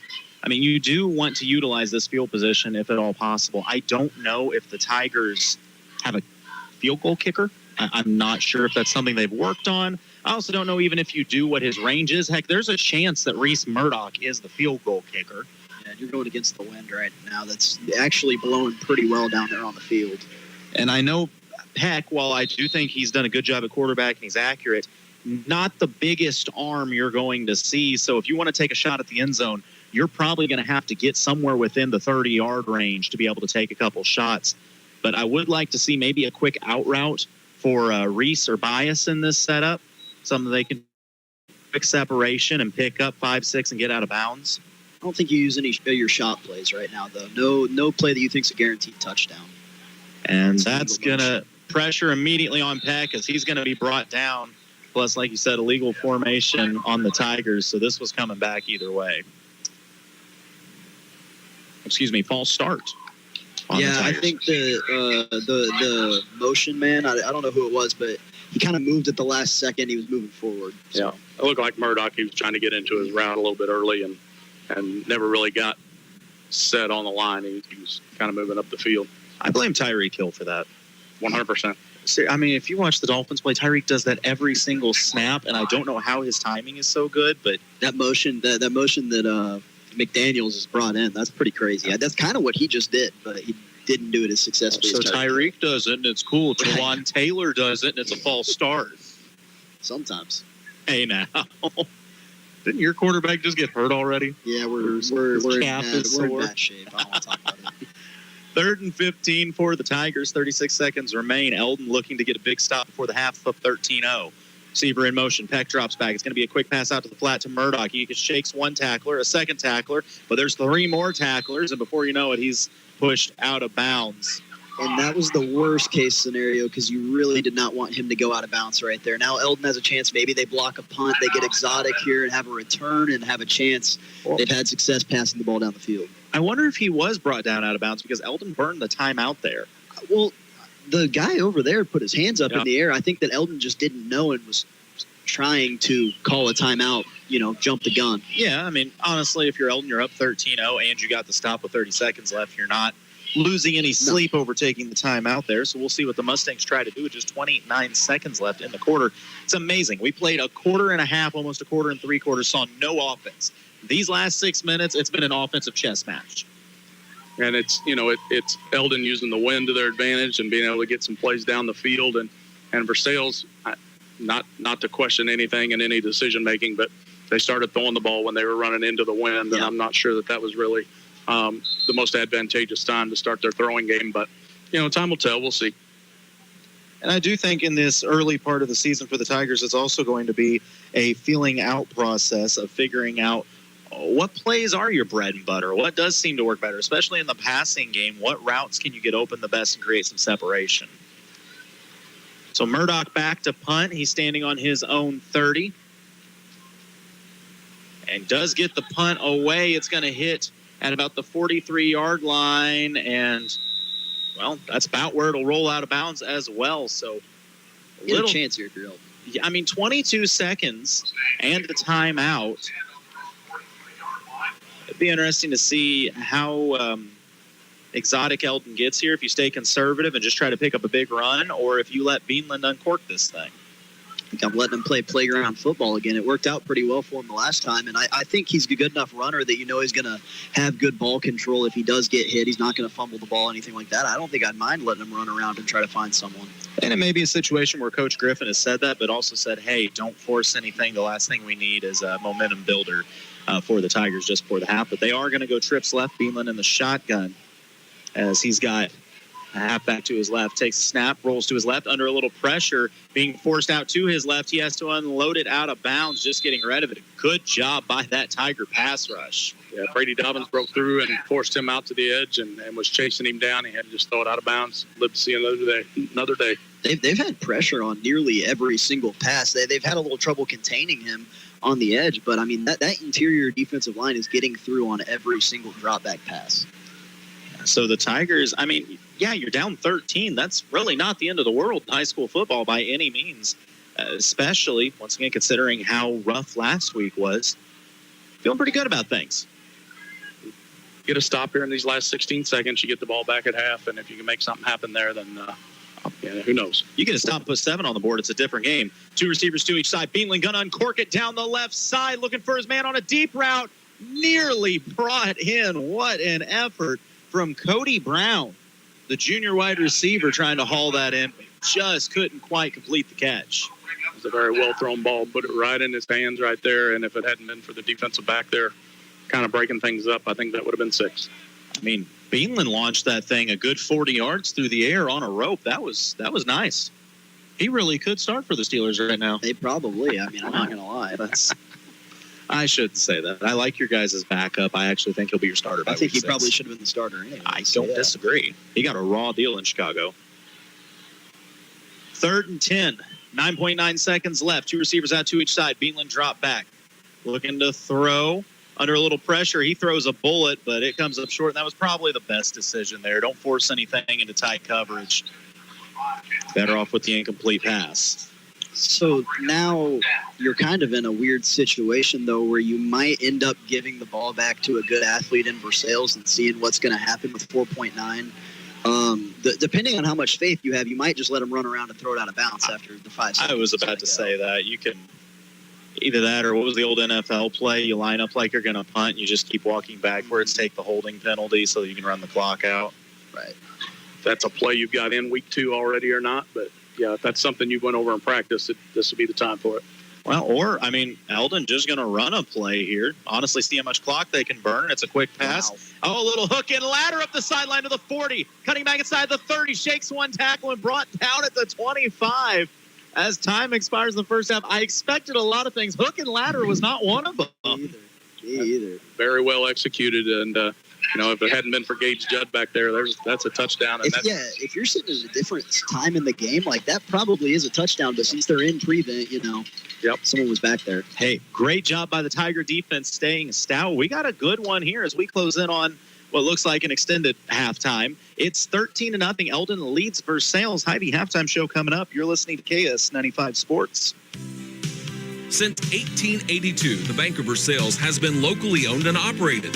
Lending decisions are made right here in our community by people who understand real estate in the area. The Bank of Versailles is your local home and farm loan specialist, offering knowledgeable staff and competitive fixed rates that are hard to beat. The Bank of Versailles, building relationships with the people in our local community for 142 years. Member FDIC, Equal Housing Lender. At Seidenstricker Nobe Partners, we know the value of hard work, and we are here to support you every step of the way. Whether you're a farmer, rancher, or homeowner, we have the solution for you. Our John Deere compact tractor packages are reliable machines built to tackle any task on your property. With low monthly payments and finance options, SN Partners makes it easier than ever to bring home the power you need. Visit snpartners.com for more information. Seidenstricker Nobe, your partner for the land. Kids ask their parents a lot of questions. Why can't people fly? Gravity. Is the moon really made of cheese? Yep, cream cheese. When can I move into a big kid's car seat? For some questions, parents may not have the answer, but that's okay. They can't know everything, but knowing the right seat for their age and size will help protect them in a car crash. Find out more at nhtsa.gov/the-right-seat. Contact one of Miller County Health Center's certified car seat techs for assistance at 573-369-2400.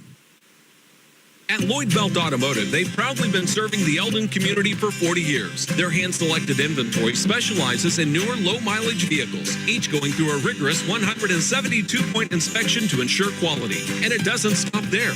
Their full-service department, staffed with factory-trained ASE-certified technicians, can keep your car running smoothly. For unbeatable sales and top-notch service, see the name Eldon has trusted for 4 decades. Lloyd Belt Automotive, where customers become family. Visit today or check them out online at lloydbelt.com.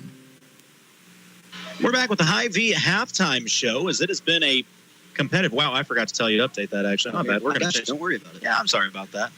That graphic's not quite correct, but it's not that far off. I should have it on a different window. There we go. Yeah, my apologies.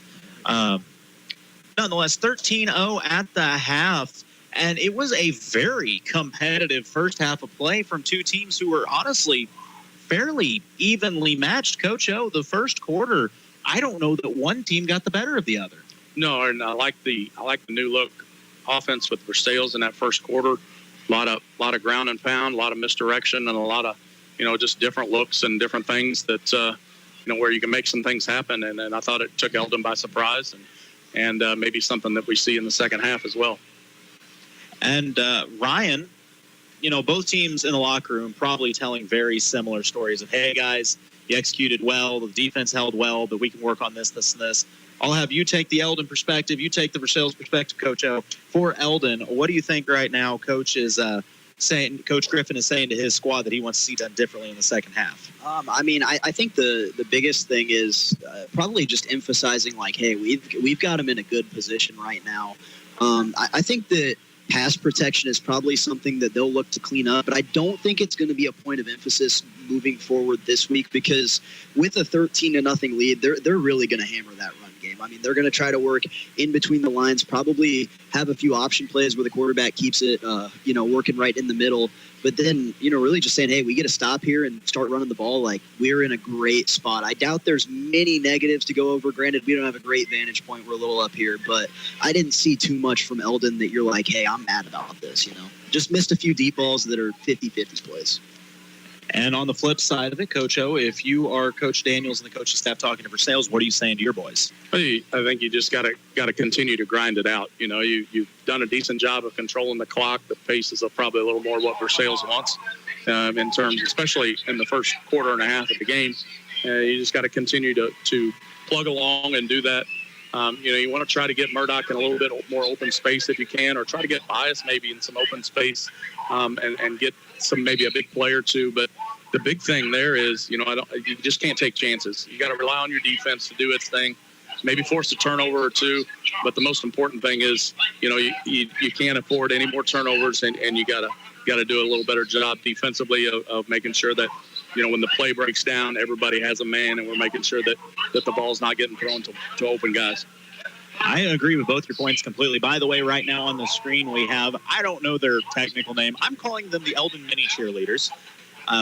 This is honestly kind of a terrifying sight because there's like 75 children out there about to do a routine. So did put this up. I believe our sales lady, Debbie, her granddaughter's out there somewhere. So I told Debbie I'd make sure we got this on the broadcast. But while the Eldon Mini Cheerleaders do their thing here with the Hy-Vee halftime show, we're going to shift gears a little bit. Oh, first, Coach, you had a couple score updates from around the area for us. Some of those a little surprising right now. Yeah, California is up on Fulton 6-0 at the half.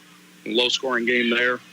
Branson's up 28-0 on Camdenton in the second quarter. Maybe a little bit of a surprise. And Tipton just took a 22-8 lead on Lincoln. It was 8-8 just a minute ago, and now just got updated 22-8 in the second quarter. Tipton over Lincoln. Buffalo Skyline 0-0. Adrian's up on Warsaw 13-7 in the second quarter there as well. And it looks like Southern Boone's up 3-0 over Mexico in the first quarter. That probably hasn't been updated in a bit. So I don't know what to do with some of those scores because, Mexico, I feel like some years has a very good program. Southern Boone usually very good as well, and that is a squad that this Eldon Mustang team will run into a little bit later in the year as a Tri-County foe. Last night, a big upset. I say big upset. Blair Oaks lost to Lutheran North, and it was pretty definitive, but it is worth noting Lutheran North, the number 2 ranked team in Class 4 football and regarded as possibly one of the top 25 to 30 teams in the nation right now. So it's not like they got beat by a nobody because it's Blair Oaks. Let's call it what it is. They don't lose to nobodies. I'm curious how many classes Blair Oaks could actually jump and play a middle of the pack schedule and still be above 500. Yeah, that's, they have such good athletes and such dedicated athletes, but on top of that, they got a head coach that gets the most out of his kids every single year, and that's a deadly combination. But talking about Lutheran North, they probably got 8 to 12 guys that are going to be playing on Saturday in the next year or two, and that you can have all the schemes and all the discipline you want, but when their Joes are faster and stronger than your Joes, it's hard to overcome. That's for sure. Last year when we got to districts, I remember Versailles playing Father Tolton, and we're watching in warm-ups, and already we're like, all right, Reese Murdoch's ankle's a little banged up. You're going to lose a little speed and a little skill there. So what's Father Tolton look like? And they had one receiver that the second I watched him take off the line, it's like, oh, that speed's a little different than fast. That is a I want to play on Saturday kind of speed, and I don't know that it's something people truly appreciate until they see it. Speaking of speed, last night we got to learn about speed and what 4 2.43 40 speed looks like, as the Chiefs got a new toy to play with. By the way, thank you to the Buffalo Bills. We appreciate you trading us that draft pick, as Xavier Worthy, not one but 2 touchdowns in the game. Ryan, as a Pittsburgh Steelers fan, did it just make you kind of grimace a little bit seeing that? I think it was more than a Pittsburgh Steelers fan, but as an avid Chiefs, not hater, but, I'm not always preying on their success. It was a tough watch, I'm not going to lie, but that dude can fly, and they schemed perfectly. I mean, who would have thought? The Kansas City Chiefs schemed for a speedy receiver perfectly. But I mean, yeah, they killed it. Now, I thought the secondary was going to have a lot more troubles than they did last night, because that secondary reminds me, as a Steelers fan, of when Cody Sensenberg started at cornerback whenever we had the Killer Bees. It's not great, but they got the job done. Granted, it was against a run-heavy team like the Ravens. But I think that they're well on their way for another great season. Who would have thought? So, yeah, I mean, I know all the talk was on Xavier Worthy, but what stood out the most to me was Versailles Rice.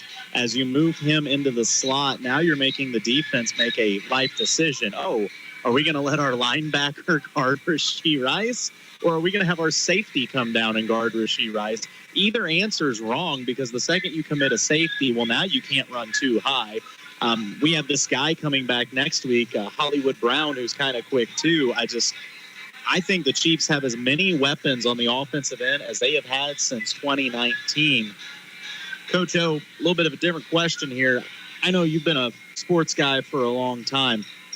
What does it say about a guy like Patrick Mahomes to get to come into the league, and while it's kind of going to be underrated, to pass Lenny the Cool after the legacy he left in Kansas City? I mean, what that means as a player for a program like that. Oh, no doubt, and it's the consistency with Mahomes. And, granted, the game's a lot different now than it was in the 60s and 70s, where guys are throwing the ball a lot more and a lot more downfield, better athletes, that kind of thing. But, anytime you're compared to Len Dawson in Kansas City as a football player and as a quarterback, you're doing something right. But, one thing I was most impressed with, and I took a nap through most of the second half, because I like, pro football about as much as I like anything else. But it seemed like the cheat code, the easy button, Patrick Mahomes was just a normal quarterback, and the Chiefs still beat the next best team in the AFC. Right. He didn't do anything outstanding or amazing. He was just a normal quarterback last night. And Travis Kelce was just a guy. He was just another tight end, and the Chiefs still found a way to beat the next best team in the AFC by most accounts. And I thought that says a lot for the guys that they've got around him, and how good Kansas City's probably going to be the rest of the way. I think you're seeing the baton, as you talked about with Kelce. I'm not saying that he's not going to have his games. He's going to be a great tight end. He always is. But I think you're kind of seeing the baton pass off of, hey, like, Kelce's getting up there, but this Noah Gray guy we got, he might be not well known, really a nobody. He had a great year last year, and as kind of the number 2 target at the tight end position. And last night, it felt like he was the number 1 tight end target. So I think that's a lot of it is scheming. I think if you're Baltimore, how many times do you let Travis Kelce beat you? Of course, Baltimore didn't care about Noah Gray. If you've been a Chiefs fan for a while, you know Noah Gray. They've also got another tight end that I think is going to be a problem in the future, Jared Wiley. He is 6'6" and ran a 4.6 40. And it's like, well, that could be an issue. But with Kelce, I think it's a matter of he doesn't have to get his to be happy. The man could stop playing tomorrow. He's a first ballot Hall of Famer and is living a good life. For me, I agree with you. Patrick was just a normal quarterback, except the one play, and it seems fitting. He passes Len Dawson on a play in which 3 pass rushers got to him. He avoids the tackle, rolls out the pocket on the run, throws a bullet 30 yards downfield to who else but Travis Kelce after extending a play. So it seemed very fitting, but nonetheless, the three-peat has a chance. The best sign of, I don't know if either of you are familiar with the analyst Peter Schrager. It does Good Morning Football. For the last 5 years, he has successfully picked the Super Bowl winning team at the beginning of the season. And before the game yesterday, he picked the Kansas City Chiefs to defeat the Green Bay Packers. So I know that's meaningless when you actually get on the field, but Feels nice. The crazy thing is Mahomes' biggest play last night was not any pass he threw, not any run he had. It was with 2 minutes and 40 seconds left when he catches his own pass off a deflection that allows it to run down to the 2-minute warning. Now you've got Lamar trying to stretch the field as a running quarterback. I didn't think about it at first, and then I went to go on a show this morning and we were talking about it, and I was like, that was the biggest play of the game last night, because had that not happened, Lamar has 4 chances on the goal line and they would have scored most likely. Oh, absolutely. And the second they scored, they were going to go for 2. I mean, Harbaugh already has hands up, but I want to be clear. This is not me wishing this whatsoever. But Lamar Jackson lost a bunch of weight this season to be quicker. You're playing in the nastiest, gnarliest division in all of football. I don't even think it's a question. A division with the Steelers, the Browns, and the Bengals. Y'all hate each other. There ain't no love lost. If he runs the football and does not go down and go out of bounds the way he did, he acted like Josh Allen. He took too many hits. You can't do that. It is the National Football League. Like, I don't know what Lamar is right now, 6'2", 6'3", maybe 200 pounds. It was like how Anthony Richardson was taking all those hits and getting hurt. But Anthony Richardson's bigger than him. Well, yeah, exactly. But he was running the football like he was one of those guys, and he's not one of those guys. No, but I don't know. We'll talk Mizzou when we come back. A little under 7 minutes to go. We're at halftime. Eldon leads Versailles 13-0. You're listening to KS95 Sports.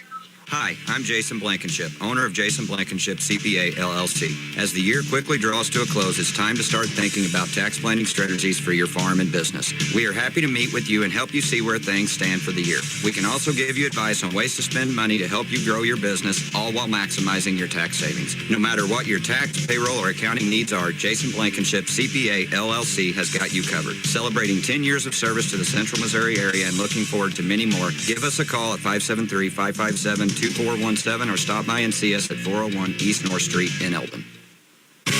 Get home like a cheese, protect my homes. Keep it cool, safe, no need to rules. Stop the race before they invade your place. I can live in space, a sunny in the race. Be a champion, not a contender.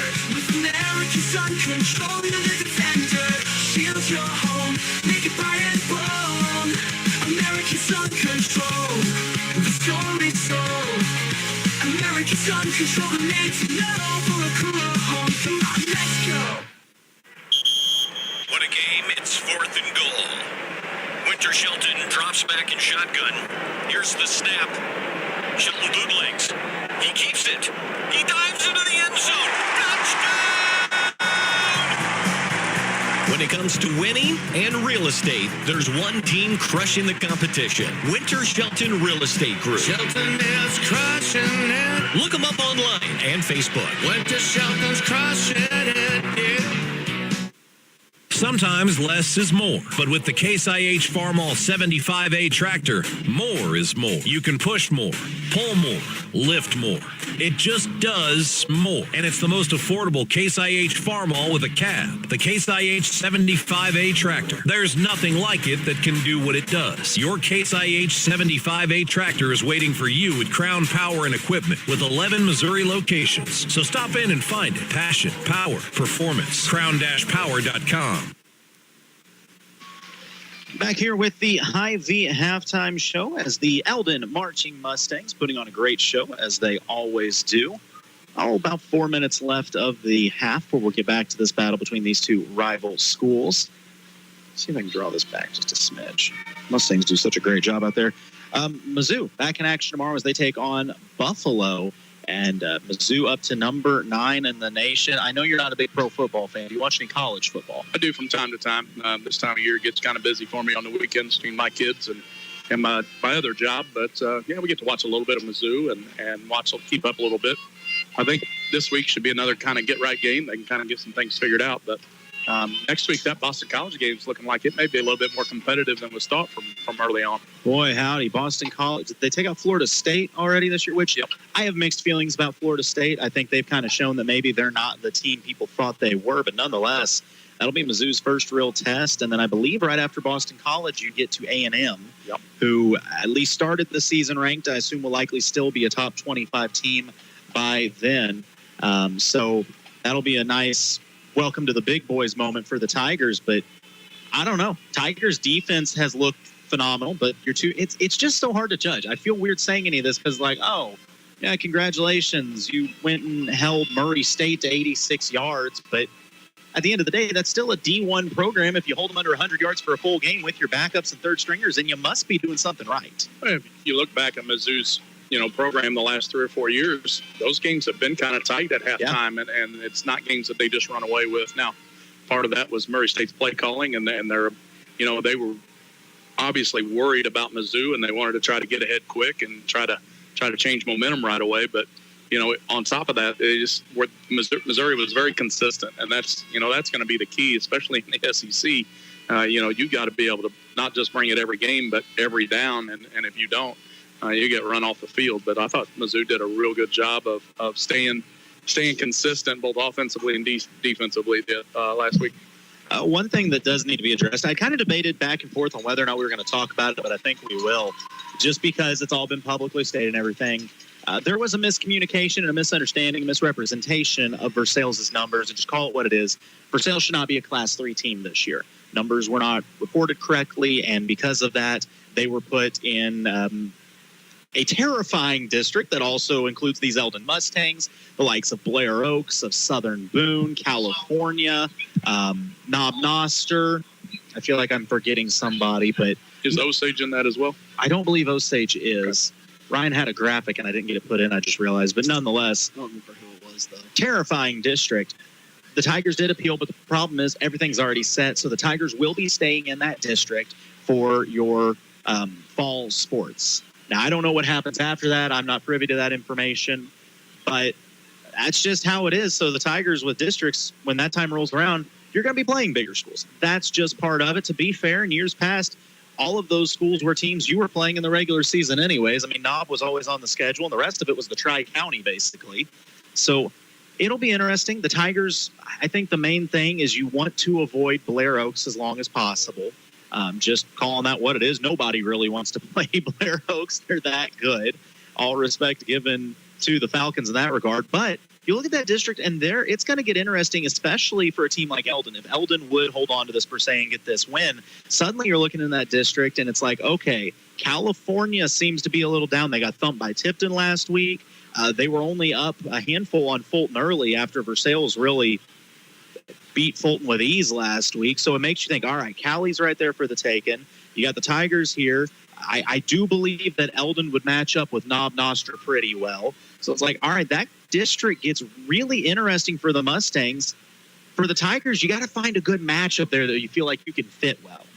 Yeah, and that's, as the season goes on, that'll kind of see how the seedings are playing out. But, talking to Coach Allen, the athletic director there at Versailles, and his perspective was perfect, and what these coaches and players at Versailles need to have now that that nothing can be done, and that's we just got to strap it up and enjoy it. And one thing that I always tried to stress, especially later in my career, when I was young and energetic and wanted to win every single game, I wasn't always this smart. But as I got older, the joy of high school sports, winning is fun, no doubt, but the joy of high school sports is getting to play sports, because when you get old, that's over. And nobody's coming to watch you play pickup basketball. Nobody's coming to watch you play flag football on a Sunday or a Saturday afternoon.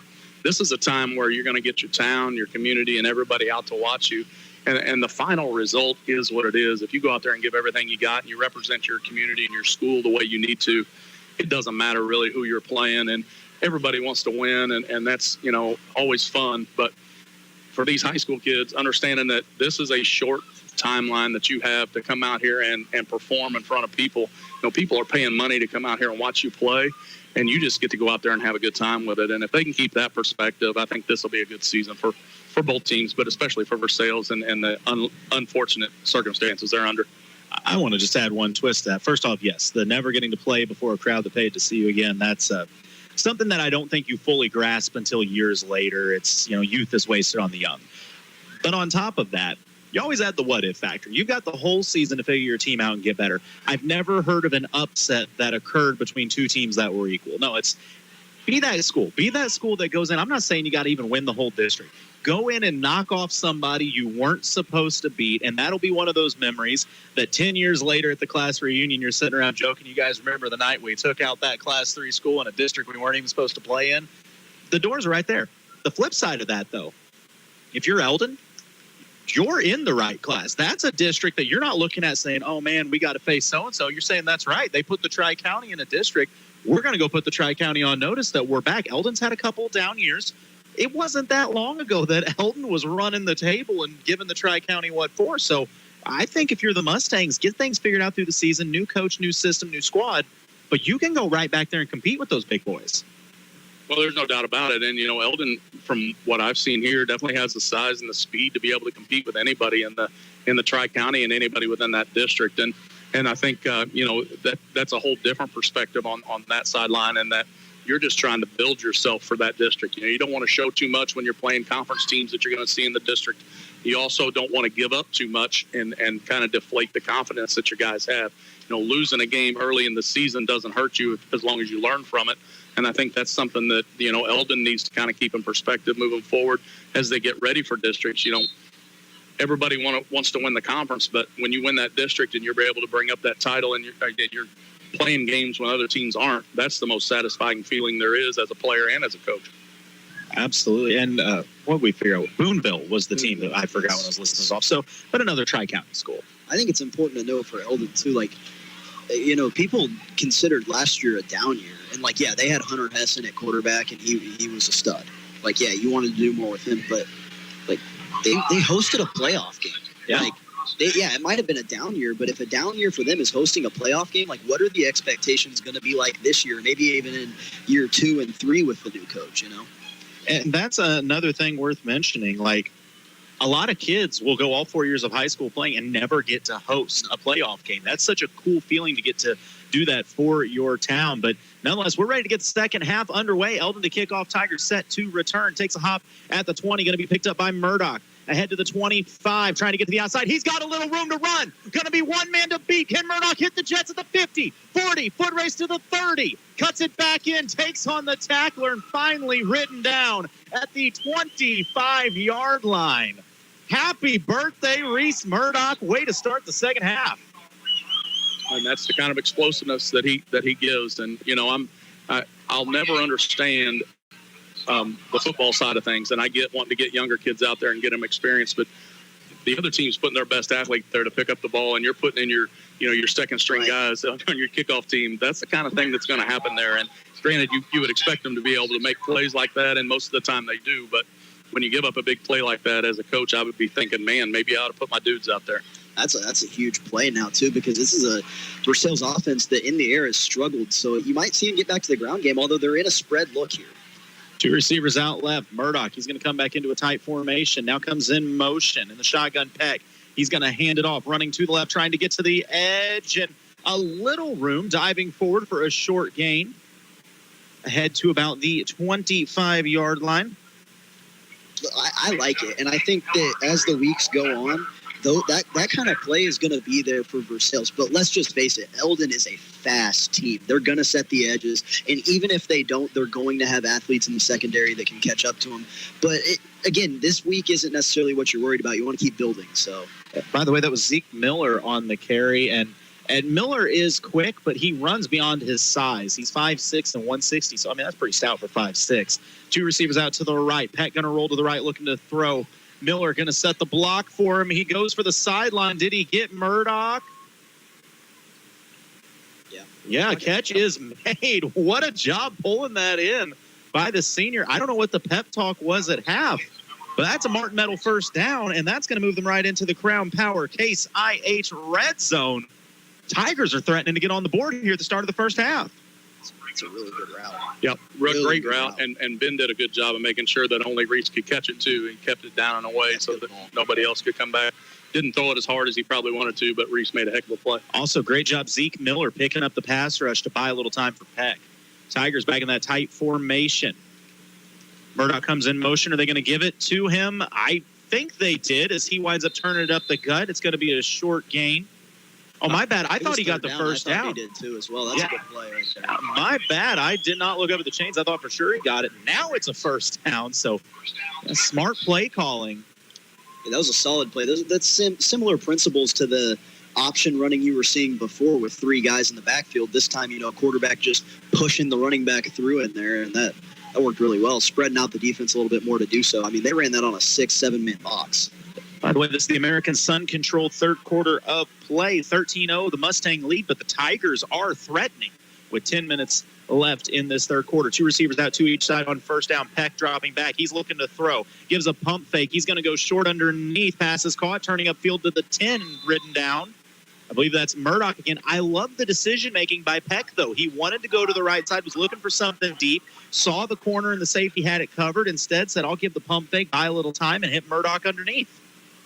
Nothing wrong with a 5-yard gain. No, and if you're going to hit somebody underneath, that's the guy you want to hit. Big-bodied guy with great hands. It looked like it was Bias trying to run that little corner route or something out there, and it got covered up. But good job by Ben to make that great decision. How about the faith in Versailles to trust their guy? He didn't really have a great passing first half, but he's came out here and really settled into this game.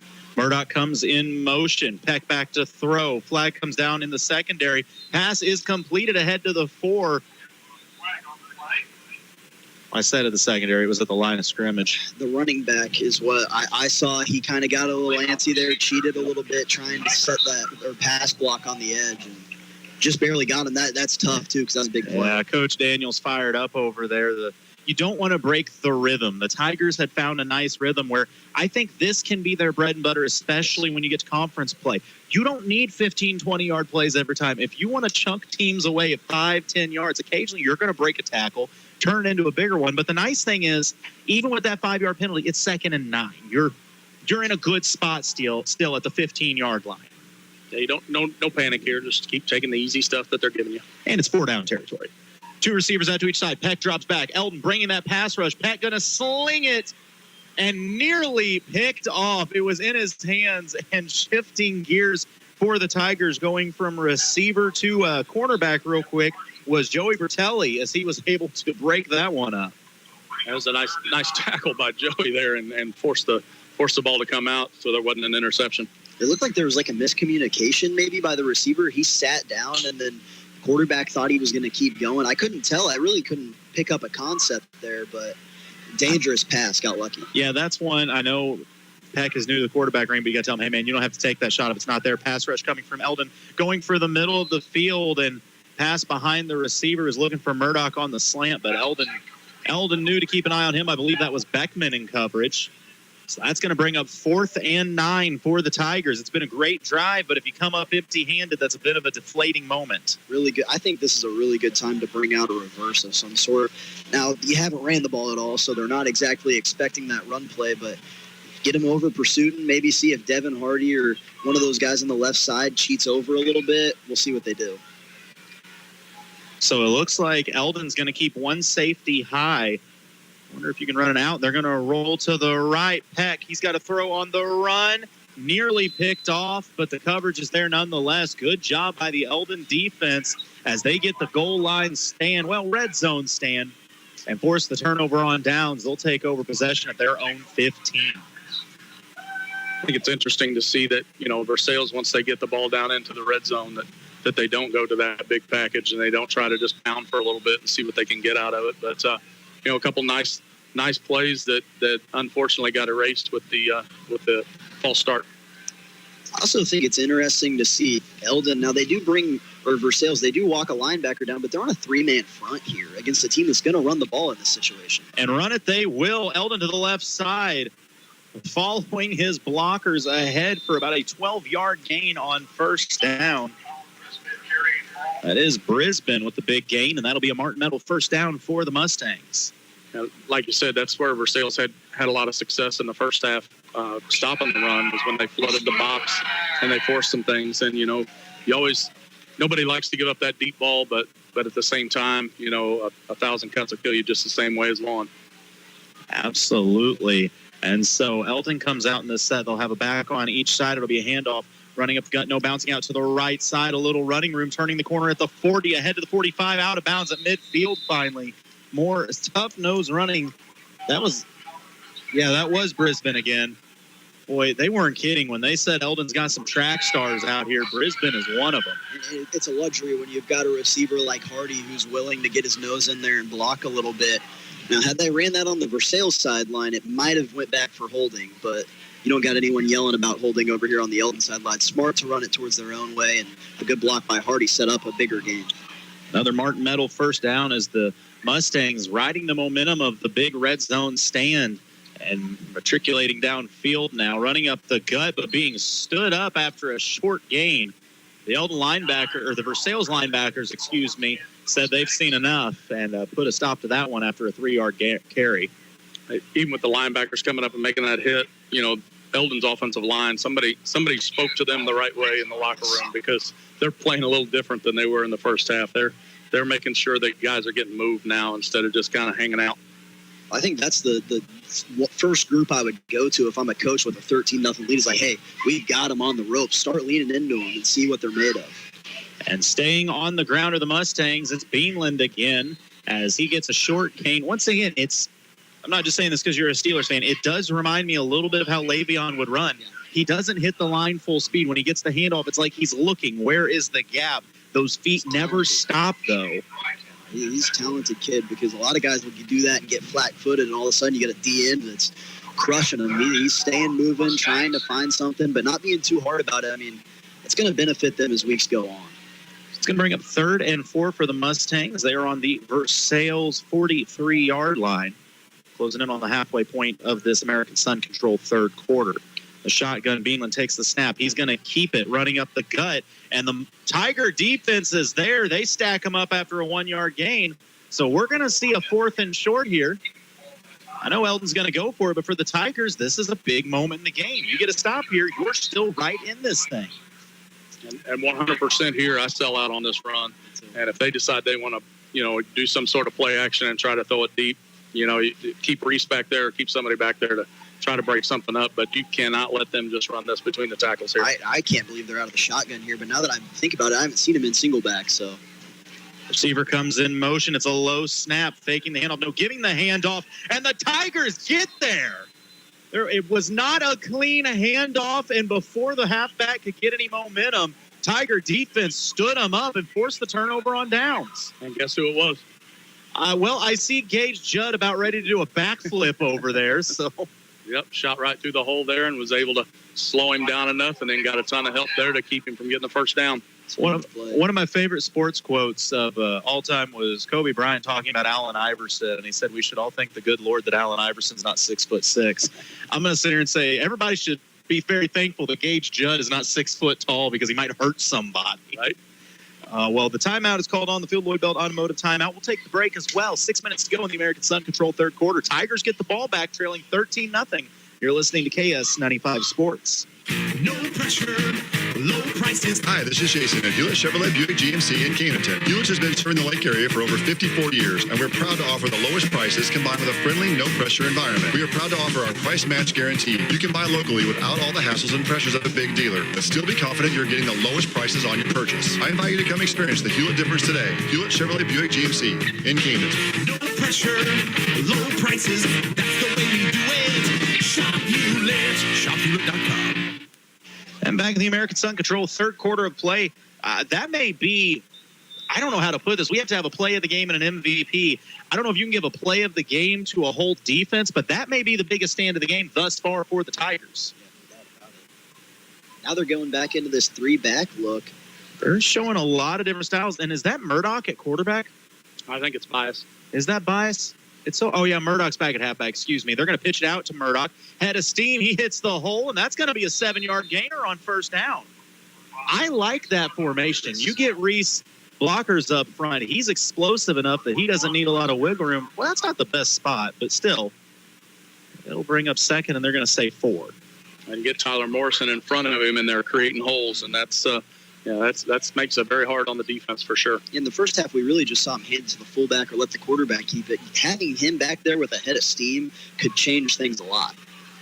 You got to remember, this coaching staff has not had this group of kids very long. They're learning as they go, and it's going to be a handoff, more of a power formation, and Morrison just going to drag the defense across midfield to the 49-yard line.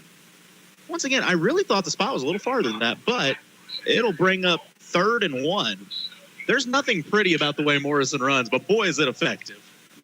Personally here, I'd like to see them fake it to the running back, let the quarterback follow him right up in there to get this first down. I think that's a great way to do it.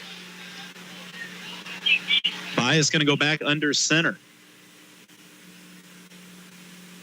Take snap, and he is going to keep it, and he's untouched. He's got a little running room across the 40, 35, finally dragged down as he crosses the 30 to the 28-yard line. Big gainer and a Martin Metal first down for Fletcher Bias. Even better than the fake, getting through the hole before they're expecting it. You know, everybody was sitting on Morrison or Murdoch there, and Bias just found the hole and ran right through it. He beat the offensive line off the ball. I don't know how he did it, but it was impressive. That is one of those situations. We talked before the game. One of the problems the Tigers are going to face is everybody knows who number 5 is, so they're going to game plan for number 5. Well, if you're staring at number 5 while number 10 has the football going somewhere else, it's hard to make a play. Tigers staying heavy set. If it ain't broke, don't fix it. Eldon trying to figure it out as the Tigers moving down the field. Snap, it's going to be a handoff faked one way, and it looks like Bias going to keep it rolling to the right. He takes on the tacklers, and I thought he was going to get stopped for a loss, but he's able to drop his shoulder and move forward for a nice gain of 3, maybe 4 on first down. That's the nice thing about having Bias with the ball there is he's always going to be leaning forward. He's always going to be trying to get that extra 2 or 3 yards, and like you said, he got hit at the line of scrimmage, but was able to get 3 or 4 yards out of the thing. Well, that one's confusing if you're Eldon's defense because the guards are telling you that ball's running to the left. And then you're looking for the other backs to have it, and all of a sudden the quarterback's rolling out right. Even though you have contained players, they have to delay a little bit. This is a page out of Sherwood's book. Sherwood ran a very similar set to this last year. It's so hard to get a read on as a linebacker. And it's going to be a handoff up the gut. It looked like it was going to be stood up, and it is after a short game, but still going to pick up a few. I mean, that's the beauty of it. Right now for Versailles, a bad down, you gain 2 yards. It looked like, who's in at quarterback? I believe Bias. So that's that belly play. It's supposed to be a tight turn to the opposite side of which you're going to hand it off to. And instead, he was kind of loose with it and a little slow, so it delayed the hitting a little bit. The hole was there. If they can get that mesh going a little bit quicker, that's a big hitter. So Tigers with the ball at the 23-yard line of Eldon. It's 3rd and 5 with just under 3 minutes to play here in the American Sun Control third quarter. It's that heavy formation. Everything staying between the tackles right now. It's going to be a handoff pitched out to Murdoch. He bobbled it, recovers it, finds the hole, dives forward across the 20, head to the 19. They're in the Crown Power Case IH red zone, and was it enough to move the chains? Ooh, they're going to say just short. Another huge play, 4th and 1. Do you go back to Bias here, or do you go ahead and just let Morrison put his head down and run through somebody? I think you ride the tank that is Morrison right here. He hasn't been stopped for less than 2 yards. And go with a hard count. You could. If you give it to Morrison, I'm telling Murdoch, you push him like it's Patrick Mahomes on the goal line right now. Or does Bias run a keeper? Bias under center. He is going to keep it. Calls his own number. Breaks a tackle. Another. Dives forward. Did he get the goal line? Short by 4 yards, I think. So close. Nonetheless, a Martin Metal first down. Don't look now, but the Tigers may have found something on this drive. I really like them going, especially going on this way on the field into the wind. I really thought this would have been a good thing to do in the first half as well, going into the wind. You know, if you want bring out some throwing and have Ben back there to throw it, let him have the wind as well, because his arm needs as much help as it can get. Not that it's not a good arm, but it's not as strong as some of the other quarterbacks around. 1st and goal for the Tigers on the 4-yard line. If they do anything but run, I'll be shocked. It's snap to Bias. He's going to keep it, calls his own number right up the middle, stretches out, breaks the plane, touchdown, Tigers. First points of the season go to Fletcher Bias. Tigers might have got away with something there. It looked like the line was moving a little bit before the snap, but apparently it was disguised well enough that the stripes couldn't see it. So Eldon going to have to figure out a way to stop the run here, which you're Eldon. You've ran the ball your entire existence. Now you're getting a little taste of that back. We'll see how the Mustangs adapt. Now this game gets really interesting. Just a 7-point game. Tigers apparently don't go with the extra points. They're going to go for 2 the same here. play we saw from, it's not exactly the same LID, but they are in Wildcat here. They are indeed. Murdoch takes the snap. He's going to roll to the right, takes on a tackler, and he had nowhere to go. I thought maybe he was going to throw that thing.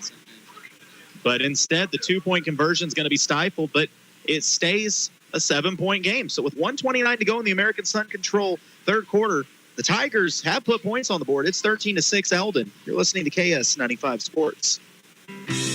Have you ever gone into panic mode because you reach into your wallet and your debit card is not there? Hi, this is Ryan Pryor from Citizens Bank of Eldon and Versailles. With the Umbrella app on your mobile phone, you can block your debit card with a quick tap of a button. 5 minutes later, you remember that it's in your pocket. No problem. Just go back in and unblock your card, and now it's business as usual. Ask us how you can enroll. Member FDIC. A hometown bank, a hometown friend. The Versailles Tigers doing their best Baltimore Ravens interpretation. You got a impression, not interpretation. You got a quarterback who can't throw the football, so you just let him become a running back. I mean, that's basically what Lamar did. And What's funny is it's actually one of Baltimore's staple formations, except they do it out of the pistol with the quarterback back in the backfield. Now that they have Henry, they don't run it as much. But the two fullbacks and then a running back behind them, Baltimore does all the time.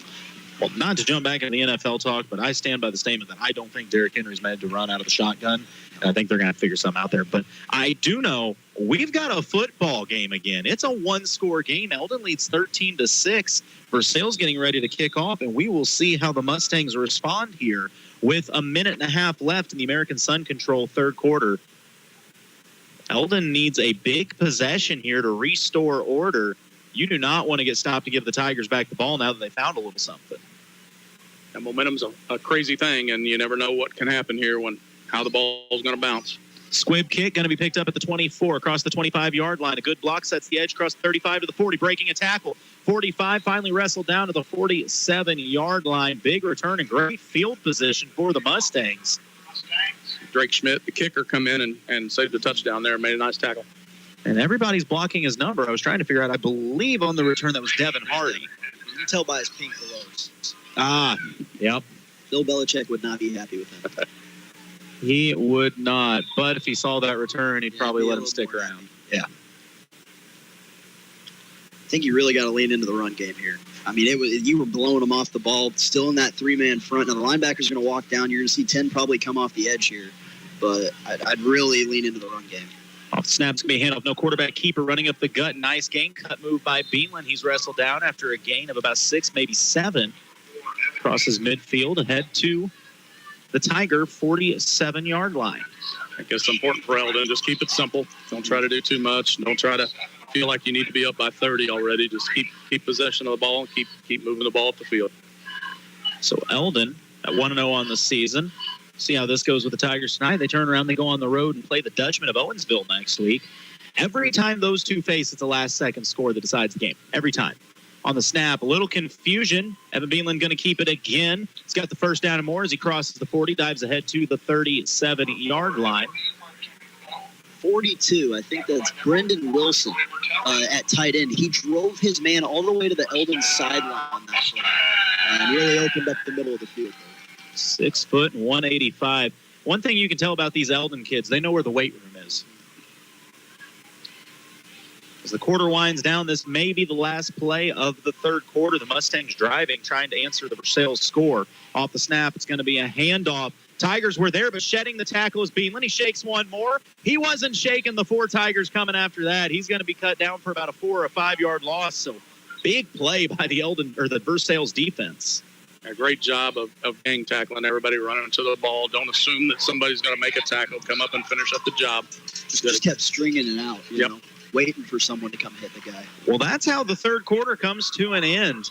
It's a 13-6 Eldon lead over Versailles. A lot to be decided. The fourth quarter coming up. You're listening to KS95 Sports. Help your child have a healthy future. Encourage them to get 1 hour or more of physical activity and limit screen time to 2 hours at most. Time spent in front of a screen watching TV or playing video games means less time being active. And make sure they get 3 servings of low or no-fat milk or yogurt, 4 servings of water, not sugary drinks, and 5 servings or more of fruit and vegetables. Healthy habits lead to a healthy future. A message from the Morgan County Health Center in Versailles. A full-service graphics company, Wright Printing and Promotional Advertising does it all, from screen printing, offset printing, and promotional advertising to custom-built trophies and awards. It's where they do it the right way. Check out their Facebook page for their monthly special, and don't forget they offer online stores for all your group and activities needs. Wright Printing and Promotional Advertising, across from the Family Center on Highway 52 East in Versailles. Call 573-378-5775. And back now with the Jason Blankenship CPA fourth quarter of action. It's a one-score game. Eldon with the ball. They lead 13-6 over the Tigers. But they're facing a 2nd and 14 now. He said Eldon next week on the road with Owensville. We'll have coverage of that one. Tigers have their home opener as they are at home with the Bears of Butlers. They open up conference play next week. 2nd and 14 in the shotgun, taking the snaps. Beanland fumbles it, recovers it, passes it out to the flat. Tiger defense is there, but a great shifty move by Andrew Beanland to avoid the tackle for a loss, and instead he'll pick up about 2. Nonetheless, it's going to bring up 3rd and about 12 for the Mustangs for the 41-yard line. That's interesting to me because they ran the ball so well in between the tackles or leading up to it on this drive. They run the ball outside. It doesn't work. They lose 4 yards. And on 2nd down, get a little antsy and throw the ball outside. Like, the middle of the field is open for them. And now in a 3rd and 14 situation where you're going to throw the ball. My advice, if you're Eldon, just don't throw it anywhere near Gage Judd right now. That kid, he tackles anything that moves. 2 receivers to the left for Beanland. He drops back to throw. Good protection by the Eldon line. And as the flag coming out, it is. The corner didn't get his head around for Versailles. And I think if he had, he would have even had a play on the ball. But instead, it's going to be a pass interference and a new set of downs for the Mustangs. That's too bad. They had to play cap the entire time, ran a post-wheel combination trying to catch one of the defenders in a bind, but Versailles played really good zone responsibility, just couldn't get out of the way of himself. Yep, I think if he sees the ball at all there, he knows what he needs to do. That would have been a very, very tough catch for the receiver to make, even without the PI. And I think if the D-back had seen the ball, things would have been a little different. It's one of those ones where you defended it so well that you interfered, but not because you needed to. They just defended it that well. It's unfortunate because they would have gotten off the field there. I will say quarterback might be the most important position, but I've always thought defensive back is the hardest position to play on the field. So a new set of downs for the Mustangs as they're now down to the 24-yard line of the Tigers. Martin Meadow first down. It's going to be a handoff. Quick move from Beanland's spin move, but the Tigers rally to tackle after a short game. I can't rave enough about Andrew Beanland and the footwork he shows. He is so hard to take down on that initial contact. Great balance, no doubt, and he's able to make that first guy miss almost every single time. And a player shaken up on the play for the Mustangs. Yeah, we saw that a little bit earlier, so I got to wonder if maybe there's a nagging injury affecting him. And I could be wrong, so I probably shouldn't even say this, but I believe Andrew was injured last year in the season. Yes. I say that because Eldon had like 17 running backs that got injured last season. He was the original running back that his sophomore year, he's a senior, I believe. Yes. Now, his sophomore year, he had rushed for an insane amount of yards and then gets hurt in the season opener. So, which that's another note for Eldon. This is new in a lot of ways. Not only do you have a new head coach in Coach Griffin, but also Hunter Hess had been the quarterback of this team and ran this team for 4 years. Anytime you go from a 4-year starter to a new setup, it's a big ordeal. And so Eldon kind of learning on the fly as well. But I tell you what, while they tend to the player, we're going to go ahead and take a commercial break, and we'll come back in just a moment. You're listening to KS95 Sports. For over 35 years now, Martin Metal has continued to be the leader in the metal building industry. We would like to introduce to you our new low-profile mid-panel metal. This roll-form metal will give you a new sleek look, different from the regular G-profile metal. You can see it on our website at martinmetal.com or up close in our showroom on Highway K northeast of Versailles. People are falling in love with it, and it's priced the same as the G-rib metal. Give us a call today at 573-378-4050 and find out more about the area's only M-panel low-profile metal here at Martin Metal.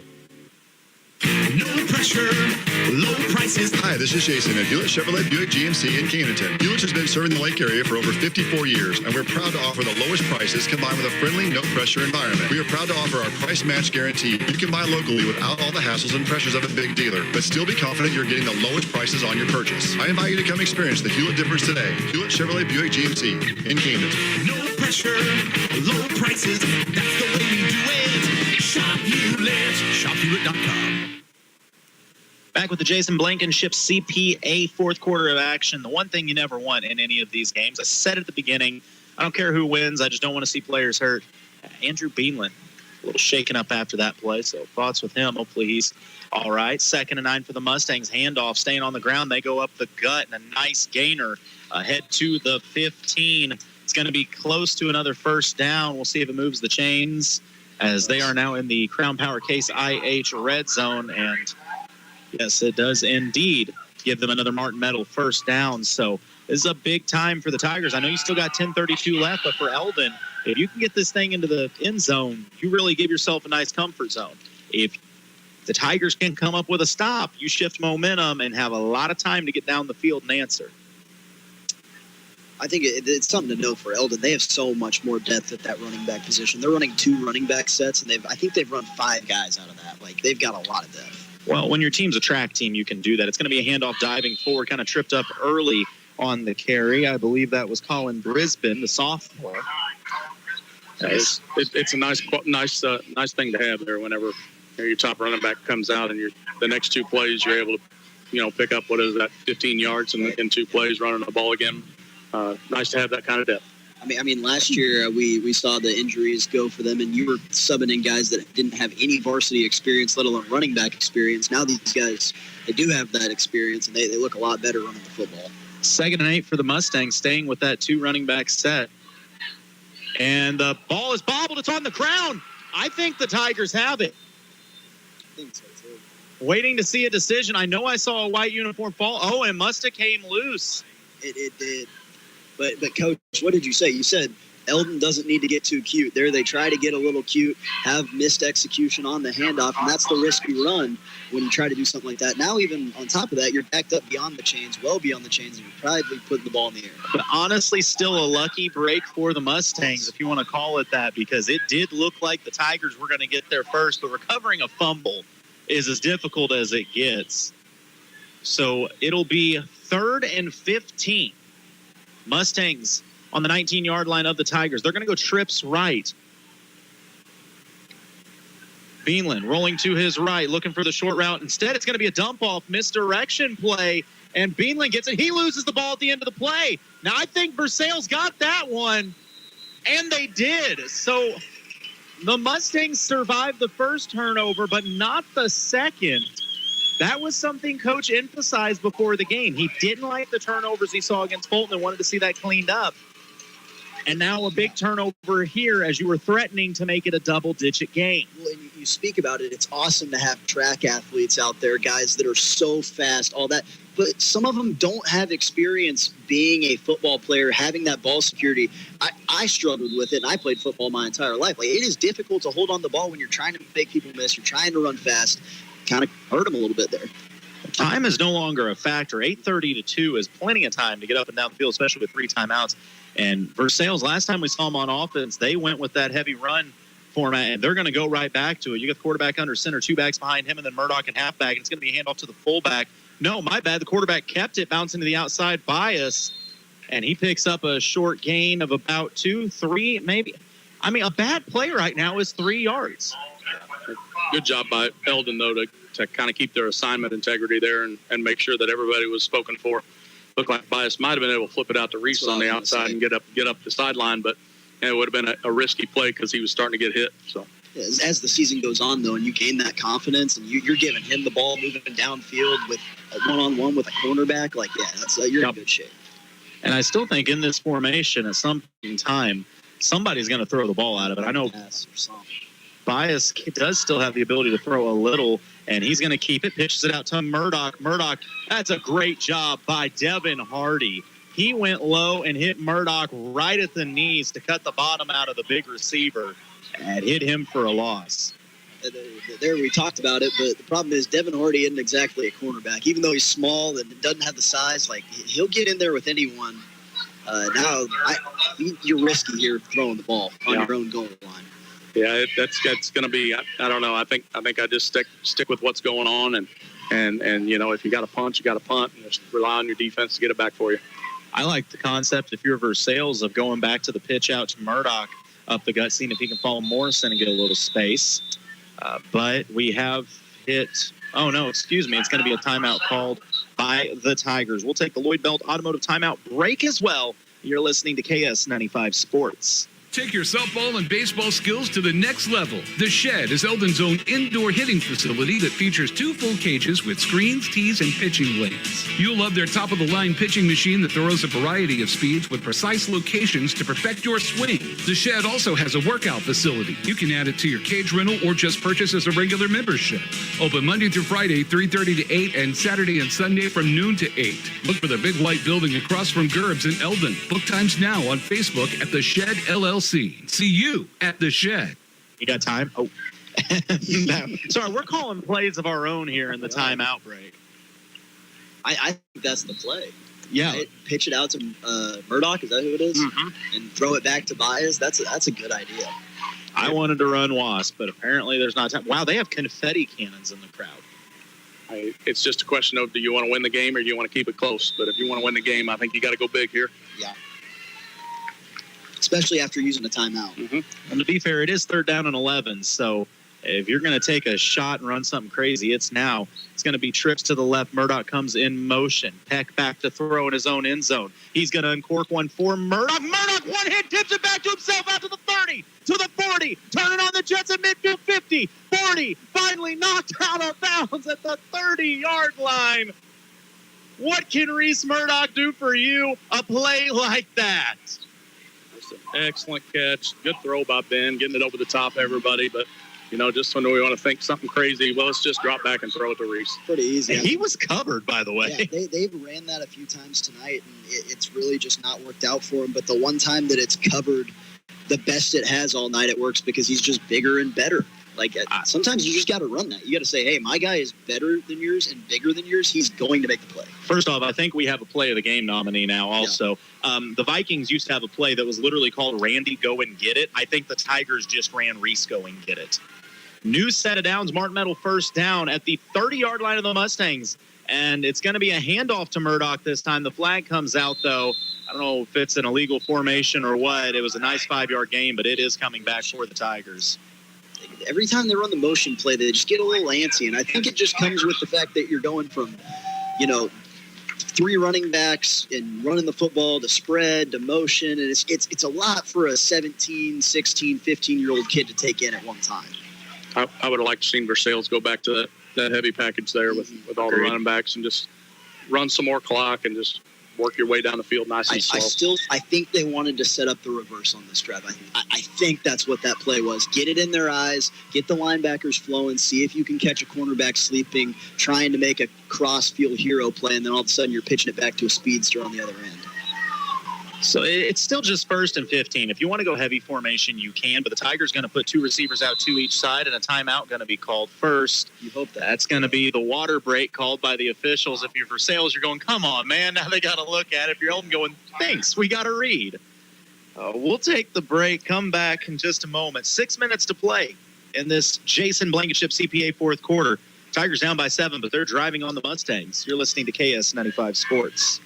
Lakefront homes, luxury homes, condos, first-time home buyers, farms, foreclosures, townhomes, villas, lakefront commercial. First Choice Realty is Eldon's oldest and most trusted real estate brokerage. Christopher Weeberry is a lifelong resident of the Lake area and real estate salesperson. Call Chris Weeberry with First Choice Realty today if you're thinking about selling or looking to purchase a new home. 573-480-2313. That's 573-480-2313. It's just under 6 minutes to play in the Jason Blankenship CPA 4th quarter.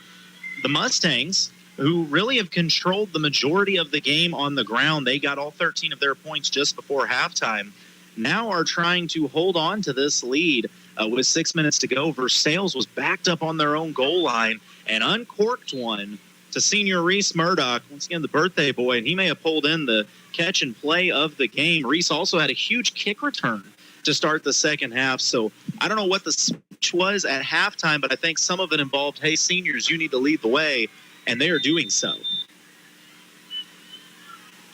Clock will wind, play will resume. Murdoch comes in motion, 2 receivers to the right. Peck looking to throw, uncorks one quick. He's got a man in the middle. It's Miller, shakes the tackle, gets ahead to the 26-yard line. Nice gainer chunk play on first down. Yep, good play call there. Used Reese kind of as a decoy. Got the defense out into the flat and then Zeke just running across the middle, and if you put it on his numbers, Zeke's pretty good about bringing it in. It's just like it's literally a slant bubble concept, which is like the oldest pass play in football. But when you get a motion going and you have the star receiver be the one go out in the flats, all of a sudden people are more worried about the flats than they are the middle of the field, which is the easiest throw to make in football. Now on 2nd and 6, it's whatever you want. Very manageable down for the Tigers as they're going to go back to a heavy package here. It's going to be a handoff. No. Peck going to keep it, runs to the left, turns up, follows the tackles, finds a hole, dives forward. Nice gain on 2nd down. That's going to make it about 3rd and 1. He dives ahead to the 22-yard line.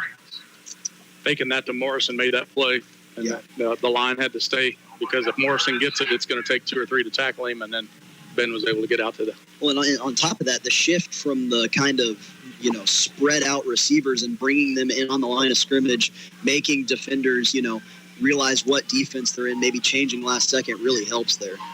And so much this has been established through the running we saw earlier. You have to respect Morrison's game. You have to respect the options. It's going to be trips left right now for Peck in the shotgun. Takes the snap, handing off. No, he's going to keep it following the blocks right up the gut into the Crown Power Case IH red zone. That's another Martin Metal first down. And as we close in on 4 minutes to play, Tigers have a new set of downs in the red zone. I know I'm jumping the gun, but I got to ask, if you're the Tigers, you go down here with, say, 2 minutes to go and you get this in, do you go for the win Harbaugh style, or do you bring out someone to try to kick an extra point? I go for the win if it's me, but that's I'm all about whether you're going to win or lose. Let's get it over with quick and go home. So here we go. The Tigers going back to the heavy formation. 2 backs in front of Murdoch. Under center is Bias. He fakes it, keeps it, goes up, takes on the tackles. They're going to push him a little extra. And once again, a play where he got instant contact still picks up 4 yards. Bias is taking that snap and showing it back like he's going to pitch it, but he's already running forward as he does. He runs that very, very well. It's a really interesting play because I truly think that everything, every football I've ever watched, it tells me that the running back is supposed to go through the mesh and be the lead blocker on that play, and the timing's just a little off. But whatever it is, it's working for Versailles, and I'd keep doing it.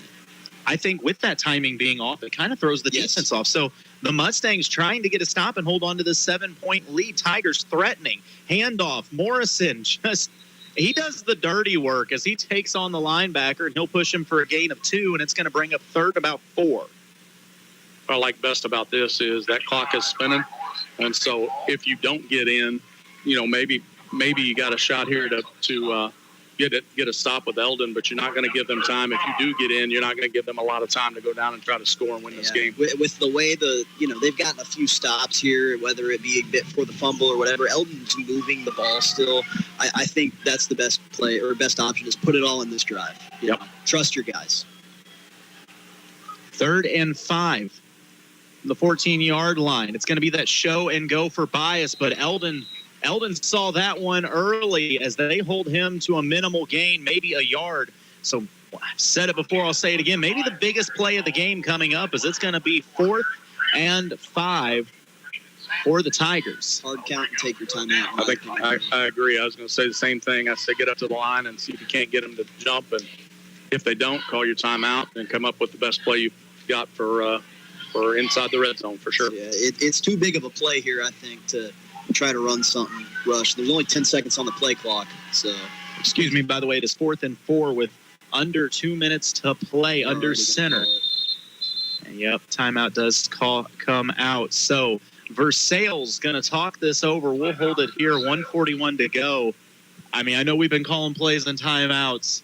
What would you guys run here if you're down the sideline? I'm thankful that I'm not in that position having to come up with this play.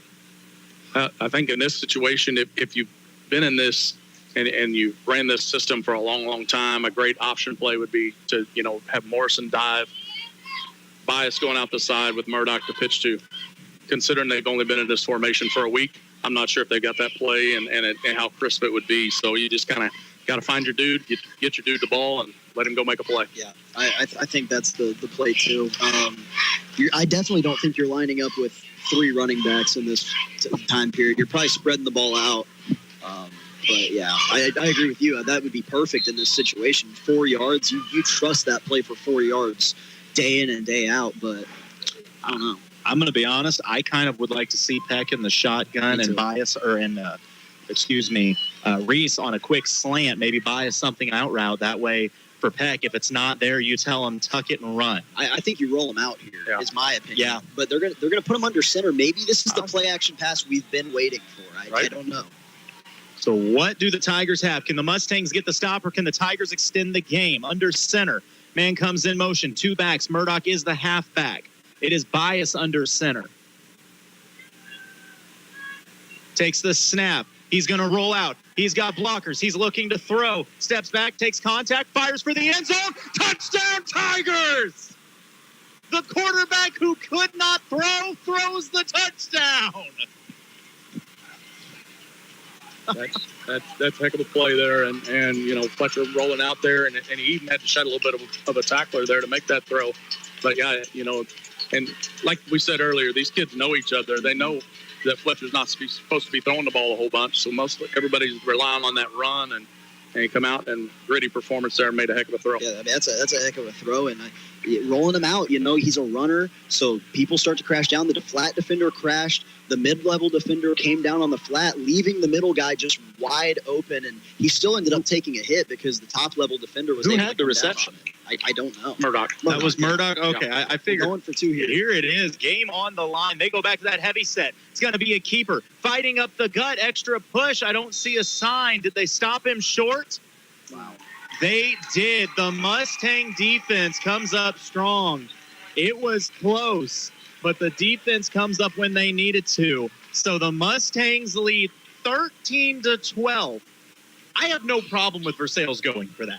If we're going to call it what it is, the Tigers, this is a game they didn't know if they were going to be in this situation. Instead, you just had a chance to go for the win. Plus, with 1:34 left, you only have one timeout. But, yeah, you got to go for the onside.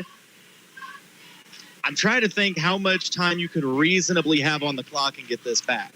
Because they can't completely run it out, I don't believe. I think they would be able to completely Would run they? it back, but you'd have to run plays. You couldn't take a knee. Yeah. They'd be able to completely run the clock out here. I mean, you're definitely going for an onside kick, but like you said, I agree with them going for 2. You could tell when they went for 2 the first time, they were giving themselves 2 chances. Now, they might not have a place kicker, I don't know, but you're giving yourselves 2 chances to go ahead and go up in this game, get an advantage. I think going for 2 on the first play was the perfect move because it gave you a chance to go for 2 the second time and still take the lead. It just didn't work out that way, and now you're looking for an onside kick. Yeah, I think especially in the high school game, unless you're just absolutely shellacking somebody, going for 2 is always the best option because place kickers in the high school game, unless you just got a soccer kid that can really do it, it's kind of a 50-50 shot anyway. So we'll see if the Mustangs can close this one out or if Versailles has one last push in them. I mean, that was a great drive, though, by the Tigers. No matter what happens, you walk out of this with more confidence than you walked in. If you're Versailles, if you're Eldon, you're trying to hold on to this 1-point lead and go to 2-0 to start the season before you make the trip to Owensville to battle with the Dutchmen. Versailles lining up for the kickoff. It's funny, they got linemen over here on the right side. Maybe they're not expecting an onside kick. And the onside kick is away, makes the distance. A dog pile there. 44 got it. Did he? Yes, a good job getting low and picking that up. Eric Krantz, senior linebacker for the Mustangs. So they recover it at midfield. That's gonna go ahead and do it. I think they can take knees too and end this one out. You might run a play the first time, but we'll burn the timeout. But after that, Yeah, short of a mishandled snap or a fumble of some sort. Yeah, it's going to be pretty tough for the Tigers now. I find it interesting that Eldon had linebackers and linemen on the front line right there when you've got an onside kick coming. Typically, you got your wide receivers. You'd see a Devin Hardy type. You see the Beanlands out there, the Beckmans, but they trusted their guys and used the size to hold on to the ball. This has been a fun showing by both squads here tonight. Eldon in the shotgun takes the snap. They are going to run a play, running it right up the gut, and going to be stopped after a 5-yard gain. Versailles will burn that last timeout they have with 1:26 left here in the Jacob Blankenship CP8 fourth quarter. So check my watch. I completely missed it, but tonight's broadcast is on KTKS Versailles, Eldon, the Lake of the Ozarks, 95.1 FM, also online at lakeradio.com. Colton Taylor, Coach O, Jason Allison with me. Got Ryan Retone in here as well. Justin back at the studio engineering tonight's contest, and, of course, Spencer, the cameraman, in the house as well. This game has lived up to the hype. I mean, a one-point battle on a Friday night is about as competitive as you can get. Anytime, it's Eldon Versailles. Like I said, any sport, doesn't matter.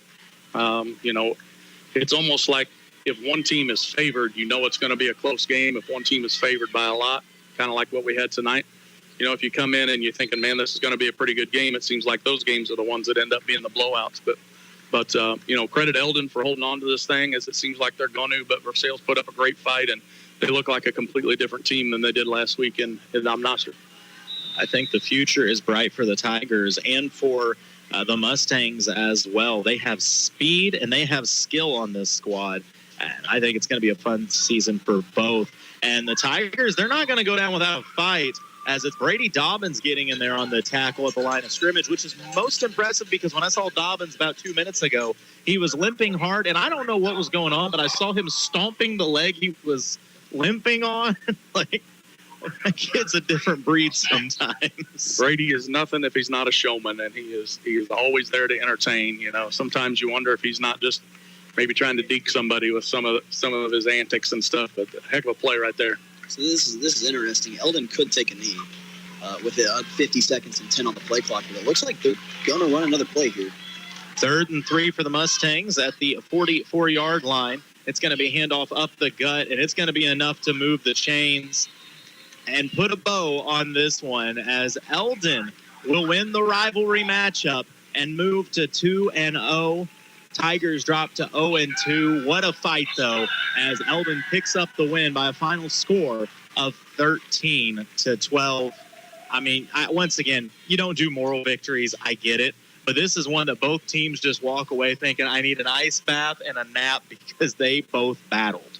It makes you think of an old time rivalry, right? Like any rivalry you think of a smash mouth football, all that. And that's exactly what you saw tonight. Both teams are going to come out of here better, but they're also both going to come out of here pretty beat up. So now you're looking to get healthy, and for both teams trying to, have a better one next week. Absolutely. Well, we'll come back with your post-game show in just a moment. It's Eldon over Versailles 13-12. You're listening to KS95 Sports. Veracruz Mexican Restaurant invites you to join them for a casual lunch or a night's family dinner out with delicious, authentic Mexican cuisine. Veracruz has a great selection of burritos, tacos, seafood, enchiladas, salads, and more, all prepared with the finest and freshest ingredients. Grab dinner tonight from one of their 3 locations: Veracruz on South Highway 5 in Versailles, Veracruz Jr. on Highway 52 in Stover, or on Highway 65 in Lincoln. Veracruz Mexican Restaurant, a proud sponsor of local athletes. Her racing legend and spokesperson for Como Connect, Chip Thunder here. I tried to use artificial intelligence to write an advertisement for me, and well, yeah, I done fell in love with me. I love you, Chip Thunder. See what I mean? I just wanted to write an ad telling people to go to ComoConnect.com and sign up and get award-winning ultra-fast internet, and this done happened. You're doing great, Chip Thunder. Well, that's just creepy. If you want internet that you'll love, but not in a weird way, go to ComoConnect.com. Whoa, Chip Thunder. When you're looking for a new furnace or air conditioner, price is important, but warranty, reliability, and efficiency are big factors too. At DeGraff and Reed Heating and Cooling, you'll receive very competitive pricing on the industry-leading AirEase products. Every AirEase product is built on 80 years of experience, testing, and research. Servicing the Lake and Jefferson City areas for nearly 15 years, DeGraff and Reed Heating and Cooling for reliable products offered by reliable people. Call DeGraff and Reed Heating and Cooling. PenMec Staffing has immediate job openings with long-term potential. They have excellent opportunities in Eldon, Versailles, Jefferson City, California, and the entire Lake area. Apply online at penmac.com or call 573-392-8383 to set up an appointment for an interview. That's PENMAC.com or 573-392-8383 to apply. PenMac provides free help finding a job. Apply today and go to work right away. Your one application will help you find multiple possibilities. We're back with the post-game show here, specifically the Bank of Versailles post-game show as Versailles comes up just shy in this rivalry matchup. 13-12, they fall to the Eldon Mustangs. And the Mustangs, first time we've got to see them this year. But, Coach O, what are your first thoughts after seeing Eldon tonight? Very solid team, and their depth at running back is really impressive. Their O-line is a big-bodied group that moves well, and I thought their offensive line played great in the second half and really were able to move some bodies and stuff. But I think there's a lot of upside there with the kids from Eldon, and I think as they get used to the coaching staff and the coaching staff's able to implement more of their playbook and do some different things, I think Eldon's going to be a tough team to play for any team in the Tri-County. So we're going to do something kind of new here. We have to give out an MVP and a play of the game, which I'll put on the socials a little later on. MVP is normally going to be a player and individual, but as we were talking in the break, the most valuable player was not one on its own tonight. No, as we go to the first choice Realty Team Friday Night Lights MVP, it's got to be that Eldon defense on that goal line. Stan Ryan, I mean, that's arguably the biggest moment of the game tonight. Yeah, I mean, no doubt. We talked in the break, we were like, hey, we got no dog in the fight, we're from both schools, but it would have been awesome to see Eldon have to try to go down the field there with 1 minute left and see what happened. But yeah, their defense said, hey, we're not going to let that happen. They really did a good job against the run in the first half and needed one more stop. That's the type of plays you remember, way down the line. Like, you don't remember a lot of plays, you remember the memories, but that is one play that you'll remember. Hey, remember when we had the goal line stand against Versailles on week 2, whatever week it was. That was a really cool play and a really cool moment for the Eldon defense. It was decided by almost as little as the Chiefs game last night. I think more impressive even on top of that is the fact that you just got beat the length of the field to give up that touchdown, and 30 seconds later you're out there and you make a huge stop on a play that, I mean, it wasn't like they weren't close. I mean, Versailles was almost in there, and it took a lot of mental toughness for that Eldon defense to step up and make that play. And once again, I'll get these all posted to Facebook by tomorrow, but we'll also have the Shed Batting Cages play of the game. And the one that still seemed like just an incredible play also goes to Eldon, in which it was their quarterback, Evan Beanland, kind of avoiding a tackle on the rollout. And I believe we said Mahomes-esque off 1 foot, chucking it deep, and managed to find Beckman on a route that just completely changed the complexion of that drive because the Tigers had them stopped. And instead, Beanland and Beckman combined for a huge hitter there, because that to me was a big factor. It seemed like every time Versailles had Eldon pinned and shut down, they found some big play on 4th down to move the chains and keep the drive alive. And most of the time it was Beckman as being a part of that. And I thought that, he stepped up and had a really good game offensively and defensively. He made a lot of nice plays defensively as well. And, the throw from Ben to Reese there in the fourth quarter, they got the ball down the field on the drive, was a very nice play. But I think the play of the game was still that throw down there to Beckman. I thought that was, given at that point, it's still a very tight game and it's early in the game. I thought that kind of swayed momentum for long enough that Eldon was able to hold on. Yeah, and you mentioned that play to Murdoch. I mean, that was an insane catch, no doubt about it. But both these teams showed us a lot tonight, and moving forward, nothing really gets easier as Versailles is back at home. They open up their conference season with the Butler Bears, and Butler always a very good squad as well. But I don't think you're going to see a lot of airing it out next week if you're going to the game. Butler, ground and pound, that whole conference is. Whereas on the flip side of that, Eldon, whom we're going to be traveling with, makes the trip up to Owensville. I need to figure out where Owensville is to begin with. And we're going to go up there. These two teams have history. It was just a handful of years ago that it was like 71 to 60-something final score. Last year when we were here, I remember Owensville was up by like 4, and Eldon drove all the way down the field and just ran out of time on about the 5-yard line. So this one is never a blowout game. I expect a battle again tomorrow.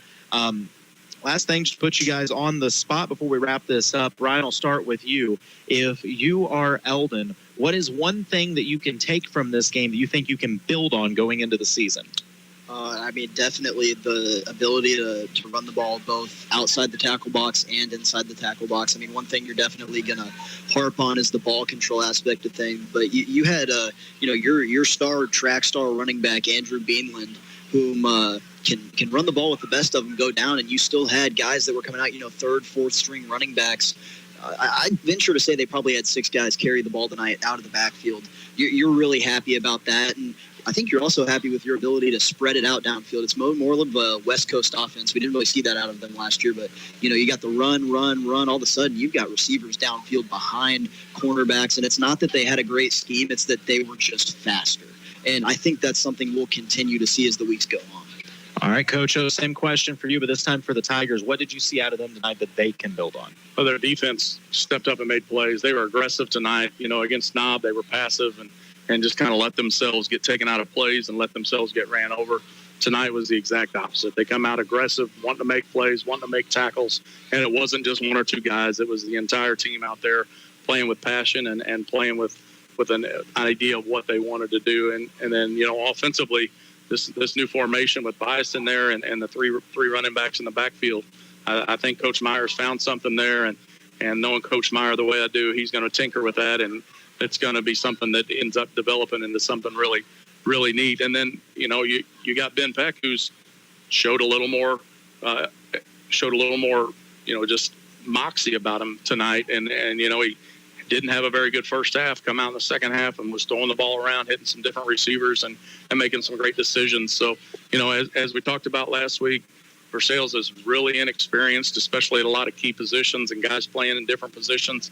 And we're just building that experience and building that confidence. And I think tonight, being a district opponent and all those things, I just think your confidence goes through the roof. You wanted to win, no doubt whatsoever, but you played a meaningful game against a district opponent, and moving forward, you're going to have that opportunity to increase the outcomes as the season goes on.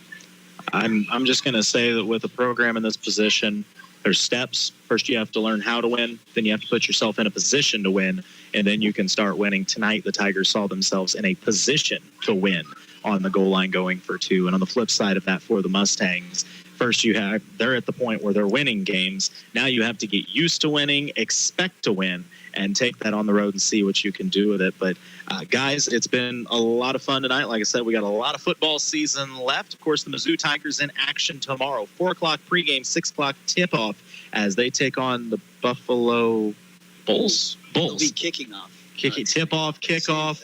They can really, I don't care how they start the game as long as they put 40 on them. It's going to matter, yeah. It better not. Give me LB3 for 2 scores tomorrow. But appreciate you guys coming out. We'll do it again next Friday for Coach O, Spencer, and, of course, Ryan Retone, and Justin back at the studio. I'm Colton. This has been another presentation.